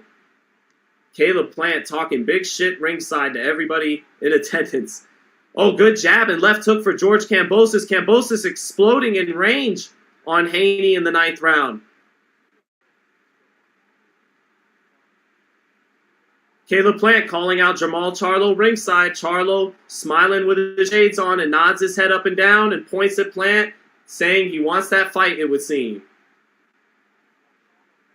Okay, here's the replay of the knockout. Caleb Plant with a left hook to the body and a left hook up top. A beautiful left hook that absolutely snapped Darrell's head back and sent him back first onto the canvas. And that was all she wrote. Again, a left hook up top, and then Plant exchanged left hooks with Darrell. He kept his right hand up. He blocked the left hook of Darrell and absolutely ended his night with a beautiful left hook. Caleb Plant with a double left hook knockout. Left hook to the body, and then beautifully brought up the left hook to the head. Kept his right glove up to block the left hook coming back. Meanwhile, in Australia, Haney is hit by an overhand right hand again, but he lands the right hand back at Kambosos, and that fight is really heated up in the 9th now.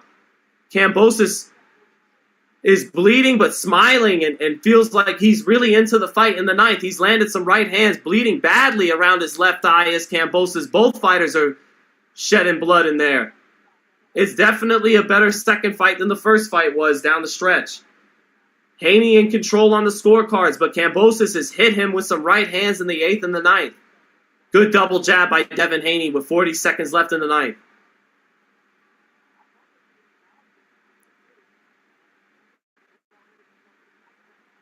Good up jab by Haney and a straight right hand by Devin Haney lands clean. Good up jab by Haney. Straight right hand for Haney and a left hook for Haney, but Kambosos is taking it. Up jab for Haney. He's knocking Kambosos' head around in the last 30 seconds. Haney just gets underneath the right hand from Kambosos.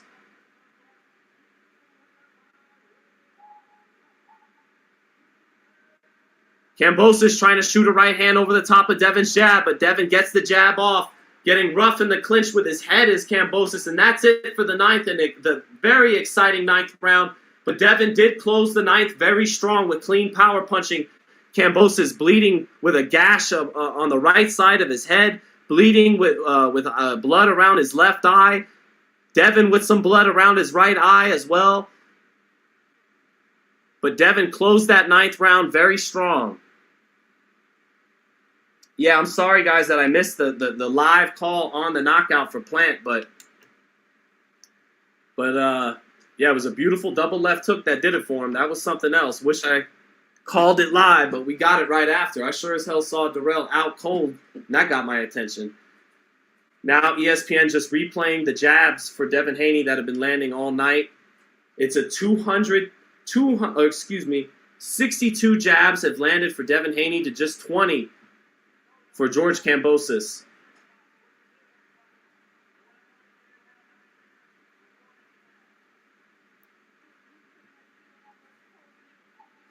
Round 10 of Haney-Kambosos. Haney in control on the scorecards, but Kambosos has at least broken through and landed some hard right hands in the last two rounds. A concerned Bill Haney up on the ropes, yelling instructions to his son. Devin has landed 138 shots to just 64 for George Kambosos, so he's doubled him up. Bill is asking for hands up from his son. Devin bleeding from the mouth. He's been in a fight tonight now. Oh, big left hook for Devin Haney. He rolled away from the shots and came up with a left hook. Beautiful left hook. Now he shuts a right hand left hook off of it, but Kambosos doesn't seem hurt. Overhand right for Devin and then a left hook. Oh, right, sweeping right hand and left hook for Haney. Another sweeping right hand for Haney. Sweeping right hand for Haney, left hook. Kambosos in a retreat. Straight right hand for Haney. Knocks Kambosos' head up.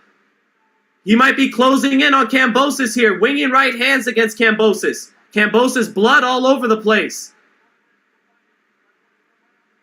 Haney with a big left hook up top. Set it up from the body. Kambosos bangs his gloves forward and shoots a right hand. Straight right lands for Haney. Kambosos' face a bloody mess. Jab lands for Haney, and Kambosos is getting lifted up and off balance from the jab. That's not a good sign. Kambosos not reacting to some of these punches well now. Straight right hand for Haney lands. Kambosos retreating away. His face continues to be a bloody mess.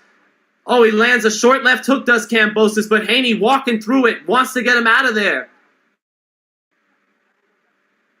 Little over a minute in the 10th. Haney in control of this round, in control of this fight. Seems to want the stoppage. Haney with good defense, slipping a 1-2-3 from Kambosos and coming back up with counters.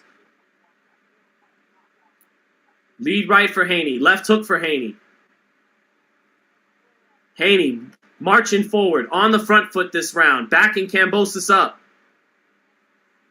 Trying to bust him with his power punching. Devin with blood from his mouth but not caring, coming forward. Big right uppercut from Kambosos, but Haney rolling it. 30 seconds left. Big jab from Haney lands. Kambosos bangs his gloves together after eating it.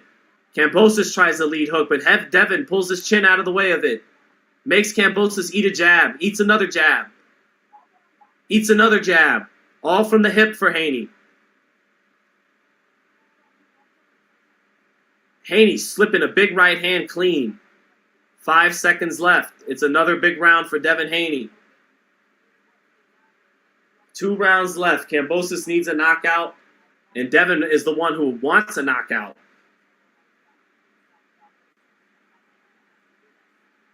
Okay, Meth Head Mayhem Miller says, Helenius getting effed up. This is USA. We have the best boxers and wrestlers throughout the world. I appreciate all the patriotism in the damn chat. You gotta love it. Yes, sir, USA. Insane Dwayne says, I need a job as an announcer ASAP. Thank you, brother. I appreciate that very much. All right, here we go. 11th and 12th headed for Haney-Kambosos. I think if George had thicker eyebrows, it'd help him out with all this punishment coming his way. Kambosos 10-0. That's a troll. 7-3 Devin says Edison. 7-3 Devin. I see in the chat.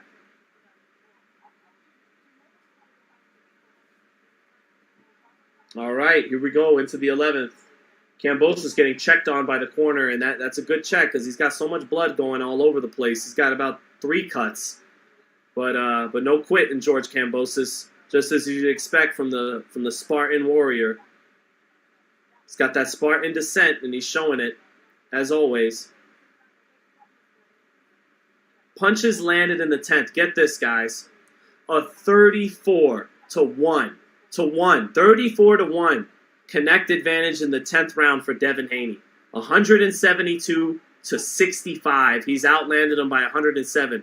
Power punches last round, 26-0 for Devin Haney.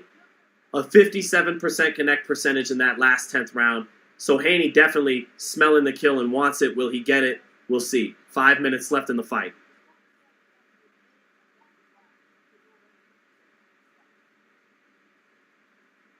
Haney, nice hook to the body.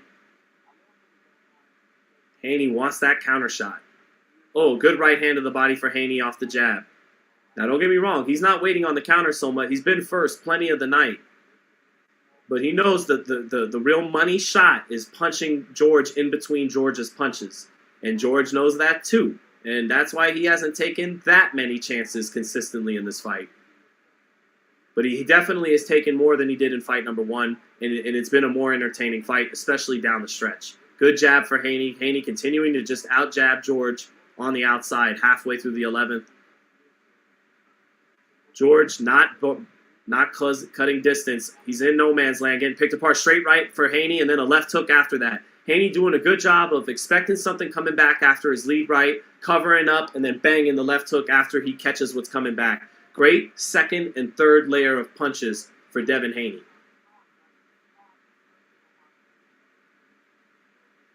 Haney shooting the up jab from the hip. Minute left in the 11th. Kambosos not getting anything done. Right hand lands over the top for Haney. Haney with his length. Both fighters like to keep that lead hand low, but it's Haney who can get away with shooting right hands over the top of the low left because of his length and his speed advantage over Kambosos, along with timing too. He's just a taller, better guy than Kambosos.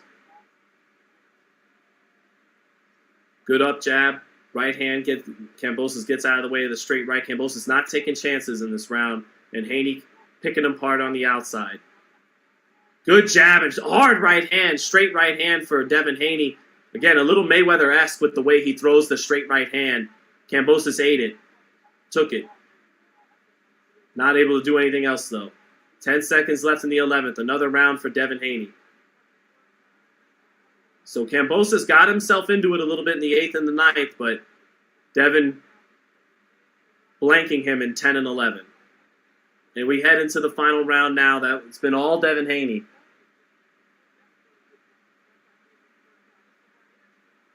Been all Haney. Heading into this 12th round. And after that 12th round, we should be able to hop right into the Wilder main event. My man Sean Porter with Kate Abdo still talking up the main event before they get there. But just checking the chat a little bit, seeing what you lovely folks are talking about. And all right. 12th round coming up. Haney will still be the undisputed lightweight champion. Can he make weight another time? Or everyone this week, you guys are late. I was saying Haney back in 2021 kills himself to make lightweight. But can he make it one more time for Lomachenko? Here we go. 12th round, final round for Haney and Kambosos. This is the last round these two will ever fight, barring some kind of miracle knockout for Kambosos here. Kambosos winging a right hand and then says, hey, come on, what are you moving away for? But really, George, the kid has stood and delivered plenty of times. And you've been wary of taking chances at times in this fight because of his counterpunching. Devin not taking chances to start the 12th, however. 40 seconds into it, Devin not letting go of anything. Slips underneath a left hook from Kambosos. Devin a little more defensive-minded to start this round, but he's landed 109, almost 200 punches tonight, so he has given us plenty of offense tonight, more offense than he gave us in fight number 1, where he just jabbed Kambosos to death on the outside. Tonight, he's definitely mixed in some good power shots. He's had some beautiful lead right hands tonight. That, especially in round 7, he had a sequence that was Mayweather-esque for about a minute and a half. Halfway through the 12th, not much action here. Kambosos being kept on the outside. He's talking to Devin and eating 2 jabs. Eats 2 up jabs from Devin. Now Devin talks back. Kambosos lets go of a left hook on the inside. Let's go of a big right uppercut on the inside. Now Devin initiates the clinches. Devin is more defensive-minded this round, and I did see him initiate that clinch, but he's got the fight won at this point, and he's taken plenty of chances in the 11 rounds. Devin initiates that other clinch, a little over a minute in the 12th. Devin figuring, I've hit you with about 200 clean shots, and if you're still standing, I don't see why another 20 will get the job done, so to hell with it. Let's just win this round. Lead right hand lands for Devin. Beautiful straight right hand. Kambosos getting in a little bit of a left hook after he ate it, but straight right hand getting the attention of the judges. Devin cruising in these last 50 seconds, picking him apart on the outside. Reed Dukes, thank you, man. I'll get right to Anderson Silva versus Jake Paul in a moment. Thank you so much. 30 seconds left. Kambosos shooting a right hand over the top. Haney pulls out of the way of it. Pivots off to the side. Nice right hand over the top. Lands for Haney on that bloody left side of Kambosos' face. Now Kambosos looking at the ref about the clinch and gets dirty with his head in the clinch. But Devin done a great job of never complaining to the ref about that, even when he's had a right to. Devin not taking the chances in the 12th. Winds his arm up and lands a jab. Coasts, and he knows he's got this fight won, and that's it. Another dominant performance for Devin Haney. I preferred this one to fight number 1 because we got to see him mix in a plethora of beautiful lead right hands, some nice check left hooks, some more power punching variety from Haney this time, and really tried to get Kambosos out of there in a number of rounds, but especially in round 10, he landed 34 shots, 26 power shots on Kambosos, but Kambosos held up to it. He held up to it in the 11th, and by round 12, Haney figured this guy ain't going nowhere, and he cruises to another dominant win, and still undisputed lightweight champion Devin Haney. I don't think anyone beats him at lightweight. I don't think Gervonta, Lomachenko, or Shakur Stevenson beat him. He's too long. He's a guy who's going to be a welterweight one day. Tank and Shakur coming up from 130. Lomachenko coming up from 126. So I just think he's bigger than those guys. He's a bigger guy. And I got Haney over the field at lightweight. I don't think the belts are just for show. I think the best fighter in the division actually holds the belts as well. So there you have it. On to main event time in Brooklyn.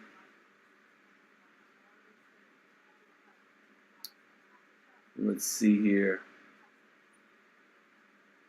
Good fight, though. Credit to both Haney and George for coming back stronger than the first fight. Yeah, that's true. 10-2 sounds about right. He sure did try to headbutt, did Kambosos a number of times. So, good stuff by Haney. I think that was funner to watch than fight number 1 for sure. Kudos to Dev, yeah. What do you guys think in the chat? I know a lot of you guys like to give Devin a hard time and call him boring and all that stuff, but what'd you think? If you were able to watch the fight, I know some of you were only hearing my commentary, you couldn't catch the fight, but if you were able to watch the fight, what'd you think of Devin tonight? Did he impress you tonight more than he has in the past? Let me see the chat for a minute here, see what you guys got to say. Let's see here.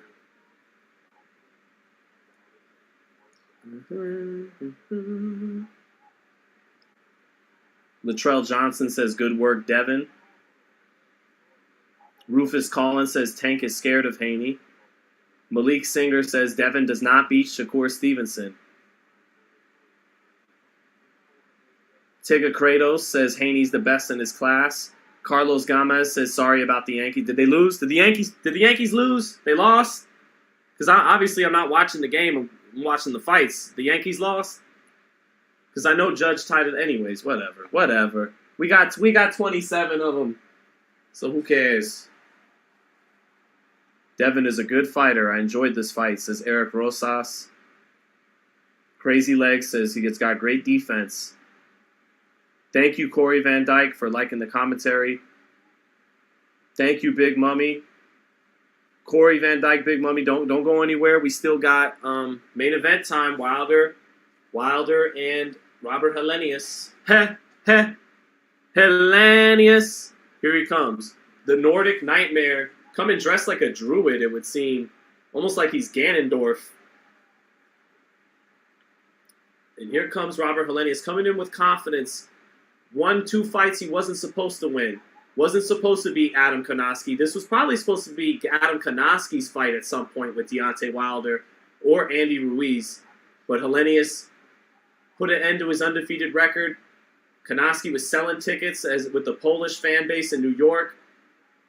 Had a little buzz going, had a fun, fan-friendly style. But Helenius, with his ranginess, his height, bombed him out of there twice. And now he gets the shot in a more competitive matchup against Wilder. The perfect kind of opponent tonight. And now the druid-dressed Northern Nightmare is in the ring, looking confident, ready to fight. Ready to take his shot tonight as the underdog. But we shall see.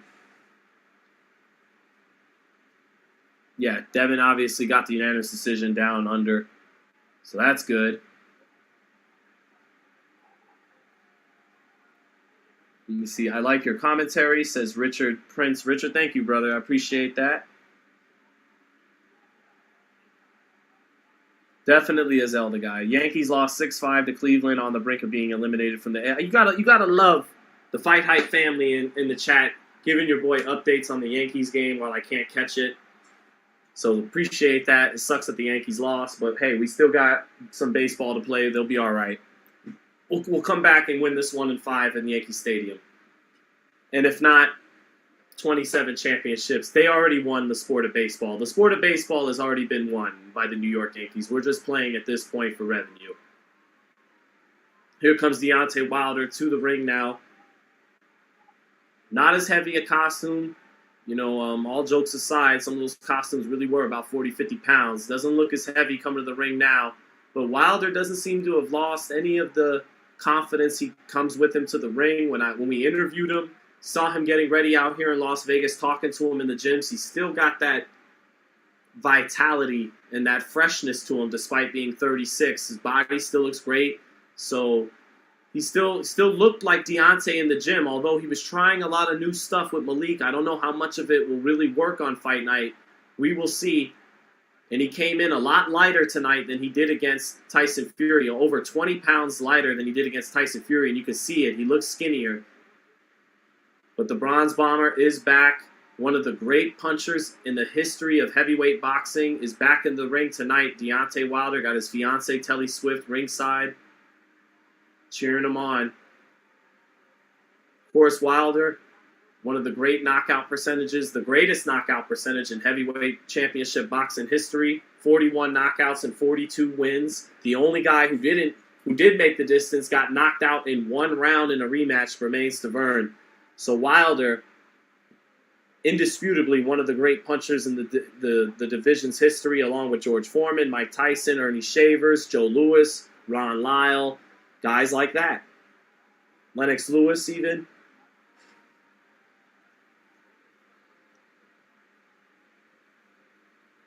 Brandon Pinn says, ha ha ha ha ha ha ha ha ha. Haney thinks he should be on the pound for pound. Ha ha ha ha ha ha ha ha ha. I don't see what's so funny about it. You know, guy's the undisputed lightweight champion and is undefeated and is winning fights very convincingly. You know, he should feel that way.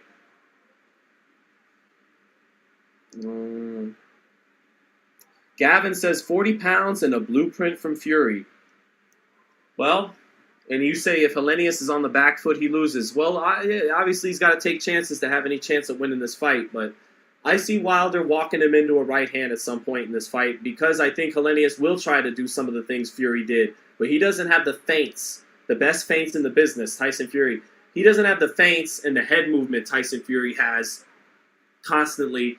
So he's going to be a much more of a sitting duck for Deontay. So if Deontay's not shot, if he can still take a punch if Helenius gets in, he should be fine tonight, because if he was able to line up the slick, constantly moving head and upper body and feinting a Tyson Fury with a couple of right hands to drop him twice in their last fight, he should definitely be able to line up Robert Helenius. Robert Helenius. Helenius. He is Helenius. Getting introduced. And I'm sure Jimmy Lennon thought about introducing him just like I did, but he decided against it. Marco Garcia says, bruh, stop. I can't. I like that joke, all right? I'm going to do it again. The other guy is too big for Wilder. Watch, Wilder will lose, says Jesse Jackson.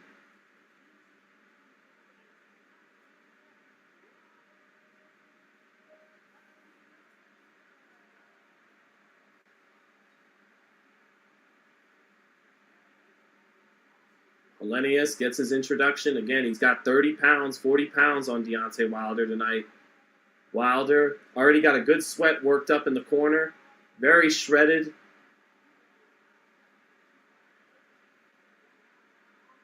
And again, the 2008 bronze medalist. You can't get to the Olympics, let alone medal, without some boxing skills. So his trainer said he got away from him. He started to get back to them in that third Fury fight. That's what and people, let's not lose, even though that was a brutal knockout loss to Fury, it was also a huge improvement. He went from getting blown out in 6 or 7 rounds to Fury to having an absolute back and forth war where he almost had him out in the 4th round. So in this first fight with Malik Scott, even though they came up short, they definitely showed improvements. Let's see if they can keep that ball trending in the right direction tonight with more improvements. Or hopefully we at least got the same Wilder we've always had, that he still brings to the table what he had before the Fury fights. We are about to find out. Some real curiosity and intrigue here for this one. Not so much hype and anticipation like we're expecting Ali Frazier, but curiosity, intrigue. What is Deontay going to bring to us? Can he still take a punch if he gets hit? Deontay with a 4-inch reach advantage, but they're just about the same height at 6'7". Both been professionals for 14 years. Helenius, 38. Wilder, 36. But an in-shape 36-year-old, as athletes tend to age a little older these days than they used to. All right, let's see what Deontay's got left.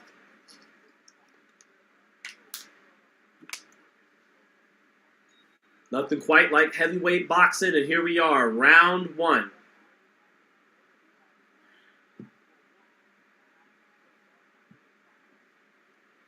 Wilder starting off on the back foot. Helenius shaking his arms out, puts his hands at his waist, and then picks them back up. Wilder stepping off to his left. Looks a little clumsy with his lateral movement early, to be honest.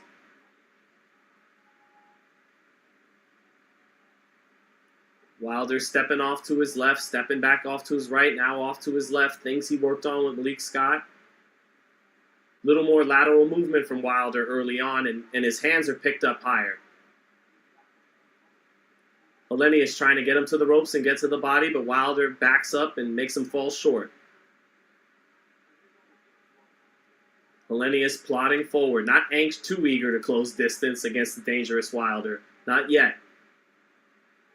Helenius shoots a jab to the body with Wilder along the ropes, and Wilder slides off. Now straight right hand to the body for Wilder, and an awkward pullback after he shot the straight right hand.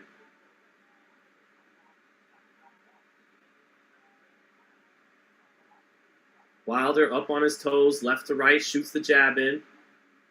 A little bit awkward watching Deontay try to move around the ring like this a little bit early on, but the first big right hand bomb from Wilder misses. But man, that torque and that velocity is definitely still on it.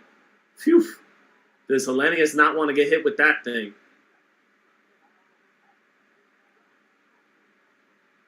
Hand speed was still there on that right hand by Wilder that missed. It wasn't slow at all.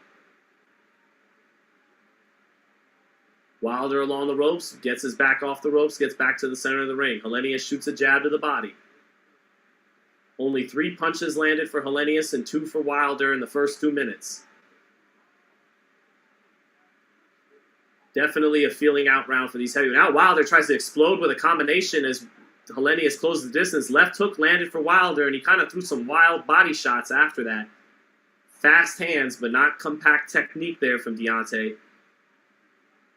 Good jab to the body for Helenius, and now a good right hand to the body by Helenius when Deontay was along the ropes for a moment.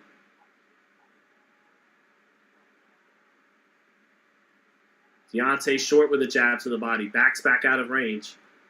Deontay near the corner a little bit, near the ropes. Helenius wants to get him there. Helenius getting Deontay in the corner. But not eager to cut distance there. Lets Deontay escape out of there. Doesn't want to walk into that right hand early. Helenius walks into the right hand. Down goes, and he's out. He's out. It didn't even look like Wilder got everything on that shot. It was just a straight right hand, and that's it.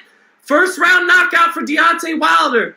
He didn't even fully commit on the right hand, folks. He just zapped him. He threw almost a touching right hand, and Helenius out cold on the first straight right hand.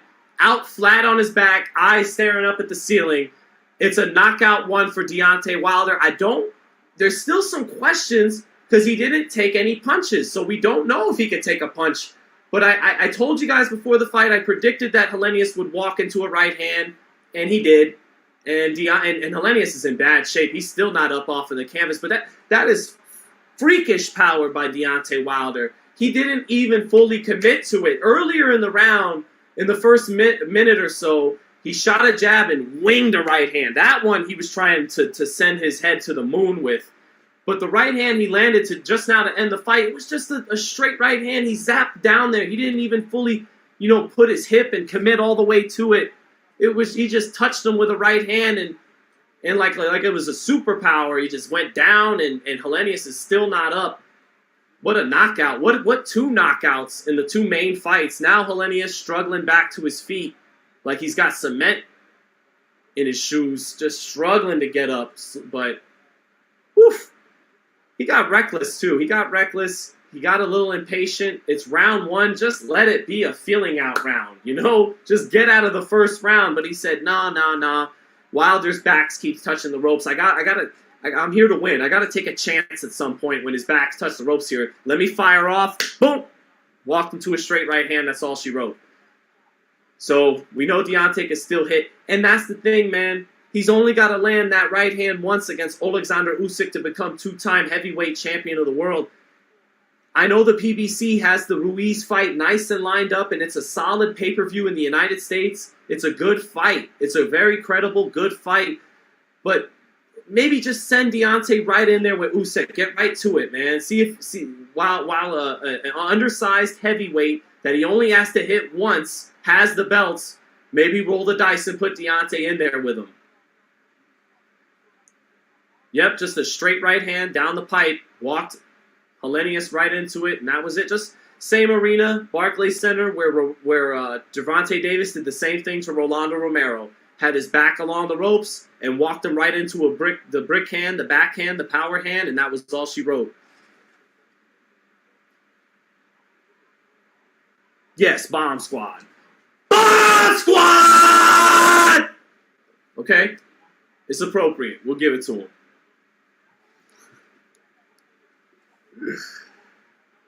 Good for you, Deontay. Always a good guy to us. I know some people in the media got upset when he wouldn't talk to us before the third Fury fight, but that was just one fight out of 45. Every other one, he's been the most accommodating, approachable, big-time prize fighter I could imagine. He's always been a very warm, extroverted guy, a people's champ. So happy that Deontay looked good tonight, got the first round knockout. And now it's time for the serious business, whether it be Ruiz or Usyk. I'm greedy. I want Usyk now, but I totally understand Ruiz first. But I like the Usyk fight, man. Ruiz against Ortiz. Once he tasted Ortiz's power, Luis Ortiz, Ruiz stopped taking chances, and he used his speed to place his right hand enough times to drop Ortiz, who had no punch resistance left and is old. and he won that fight. But against Deontay, he's not going to take a lot of chances. I just know it with Deontay. Usyk is a busy fighter. I think even against Deontay, he's going to be busy. He's going to be letting his hands go, stepping over, trying to pelt Deontay with combinations. I think that's a more exciting fight. And it's just a matter of, can Deontay line him up and get him once? So, but, you know, the business leads us probably to Ruiz, but I would like the Usyk fight. You know, you're one right hand against an undersized heavyweight away from being an all-time graded heavyweight. Because the Usyk win for Wilder would elevate him from one of the great punchers in heavyweight history to just a great heavyweight, period. You know, even if he were to knock out Usyk, people would talk about the downsides, the critiques, but that would make him a two-time champ. He would have, you know, beating a guy like Usyk would really be big. That would solidify him as a Hall of Famer. I think he might wind up getting in the Hall of Fame anyway because of his punching prowess. Ernie Shavers is in the Hall of Fame, and he was never heavyweight champion.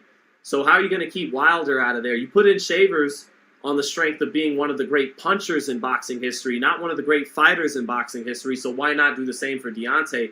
But beating a Usyk would put an end to all of that. He'd just be a first ballot Hall of Famer. Fazin Mahmood said, this guy making it sound as if Usyk a nobody. Usyk's not I mean, come on. Usyk's the unified heavyweight champion of the world. He might be the best pound-for-pound fighter in the world. He would be banking rounds against Deontay Wilder, but that fight's a tightrope act. While he's banking rounds, at any moment, his lights could get put out. And Usyk gets hit. He got hit against Derek Chisora. He got hit in this rematch with Joshua. He got hit in the first fight, but got hit even more in the second fight with Joshua. He got hit against a number of the cruiserweights he fought, Breedis. So he had some. Usyk is there to be touched because Usyk comes to bring ass to get. You know, he takes punches. Usyk is bringing it. You know, he has all that movement, but it's really aggressive movement. It's a lot of it. He's stepping over to the side and the side to set up combinations, punches and bunches, and so he's taking risks. And if he can't afford to get hit by Deontay the way he was hit against Chisora and against Joshua, that's just a fact. So that's a really exciting fight. I think Usyk is younger, fresher, undefeated. Well, not that much younger, but he's younger in boxing, professional boxing years. He's had half the amount of professional fights, and he's never been knocked out. So he's younger than Deontay, but it's a tightrope act. All Deontay has to do is line him up once, and Deontay was able to line up Fury for 4 knockdowns over 3 fights. So I don't. It's far from out of the question he could line up Usyk with a right hand. That's a really interesting fight. It's a tightrope act. As Usyk's winning rounds, you know he could get knocked out at any split second, and Usyk has to close distance to land punches at 6'3.5" against 6'7" Deontay. Anytime he's in range to land his combinations, he's in the danger zone. He's in the punching range of Deontay. So that's a great fight. You know, Usyk has done it all. He's been a gold medalist. He's heavyweight champion, undisputed cruiserweight champion, won a tournament. But he's never won a great fight in America. He beat Michael Hunter here in, I think, his only big fight in America. But, you know, every great fighter at some point, Joe Calzaghe did it. They want to conquer the States. Wilder would be his conquer the States fight. They could put that fight in New York. That's where Deontay fights anyways. So Usyk, there's tons of Ukrainians in New York. That would be a great fight in 2023. Usyk and Wilder at the Barclays or at the Garden. I'm all for it. Especially if Usyk and Fury, for whatever reason, aren't going to fight. But I just like that fight. We'll see.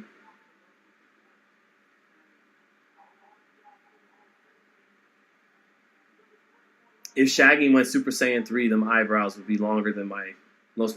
I don't know, man, but Goku loses his eyebrows when he goes Super Saiyan 3, doesn't he? So wouldn't that actually do the trick and help me out? Are you saying they're so thick that I would still have eyebrows as a Super Saiyan 3? Hey, admit it though, for a good 45 minutes there, when the main events were happening, you guys actually forgot about the eyebrows. Yeah, see, now the main event's over and they've gotten all their thoughts out, so, yeah, back to roasting. I just saw it. But, yeah, man. Donate them to Alaska Kids. Anything else before I get up out of here, guys? It's been fun all day commentating these fights. Is there anything else you guys want me to touch on? Any predictions or anything like that before we get up out of here? I'm going to just check the chat a little bit before we slide out of here.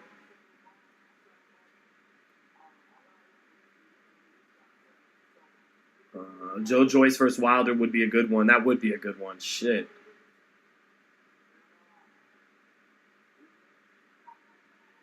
Helenius and Bum. Love them brows. Thank you.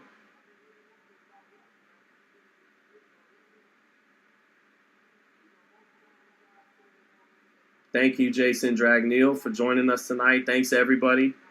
Hope you enjoyed the commentary. DT, thank you, brother. Wilson says, dude, that was such a weak right hand. I disagree. I wouldn't want to take it. Brows, pay attention. What'd he say? Yep, the Bronze Bomber is back.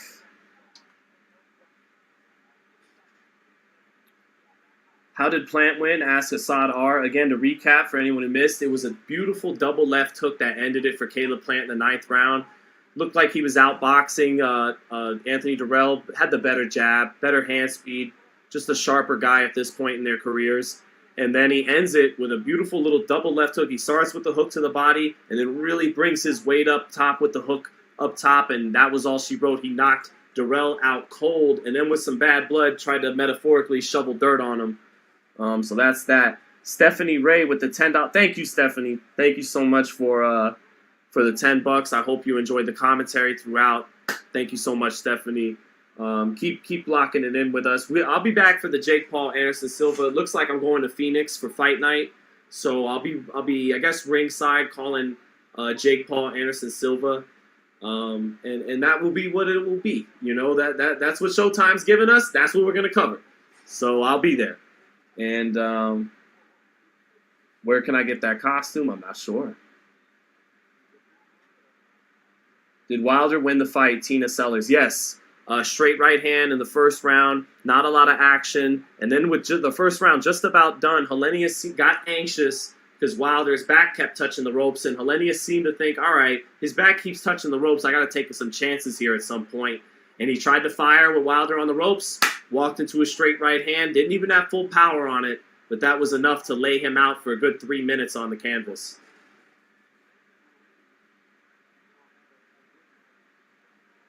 So, but yep. Love y'all, man. Thank you, everybody, for having fun with me tonight. I think that's about it for tonight on FightHype Live. I want to thank everyone for joining us. I hope it was fun. The eyebrows will be plucked a little bit next time, I promise. And I hope everyone had fun. To recap, Clarissa Shields proves she's the GOAT. That's no hyperbole. There's no other woman with as many world titles as she has, in as many divisions as she has. She didn't win her super fight with Marshall close like Katie Taylor did. She was dominant. She's the best fighter in the world. I believe Clarissa is to female boxing what Tiger Woods was to golf and Serena Williams was to tennis, etc. She's one of the most dominant athletes in professional sports and has been.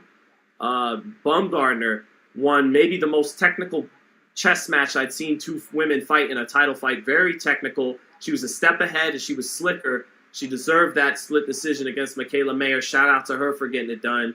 Devin Haney, dominant tonight. Wasn't just the jab. He mixed in the power shots. Had some moments that were Mayweather-esque with the lead right hand. He improved upon his first performance. Definitely the best lightweight in the world, in my opinion. Still undisputed champion.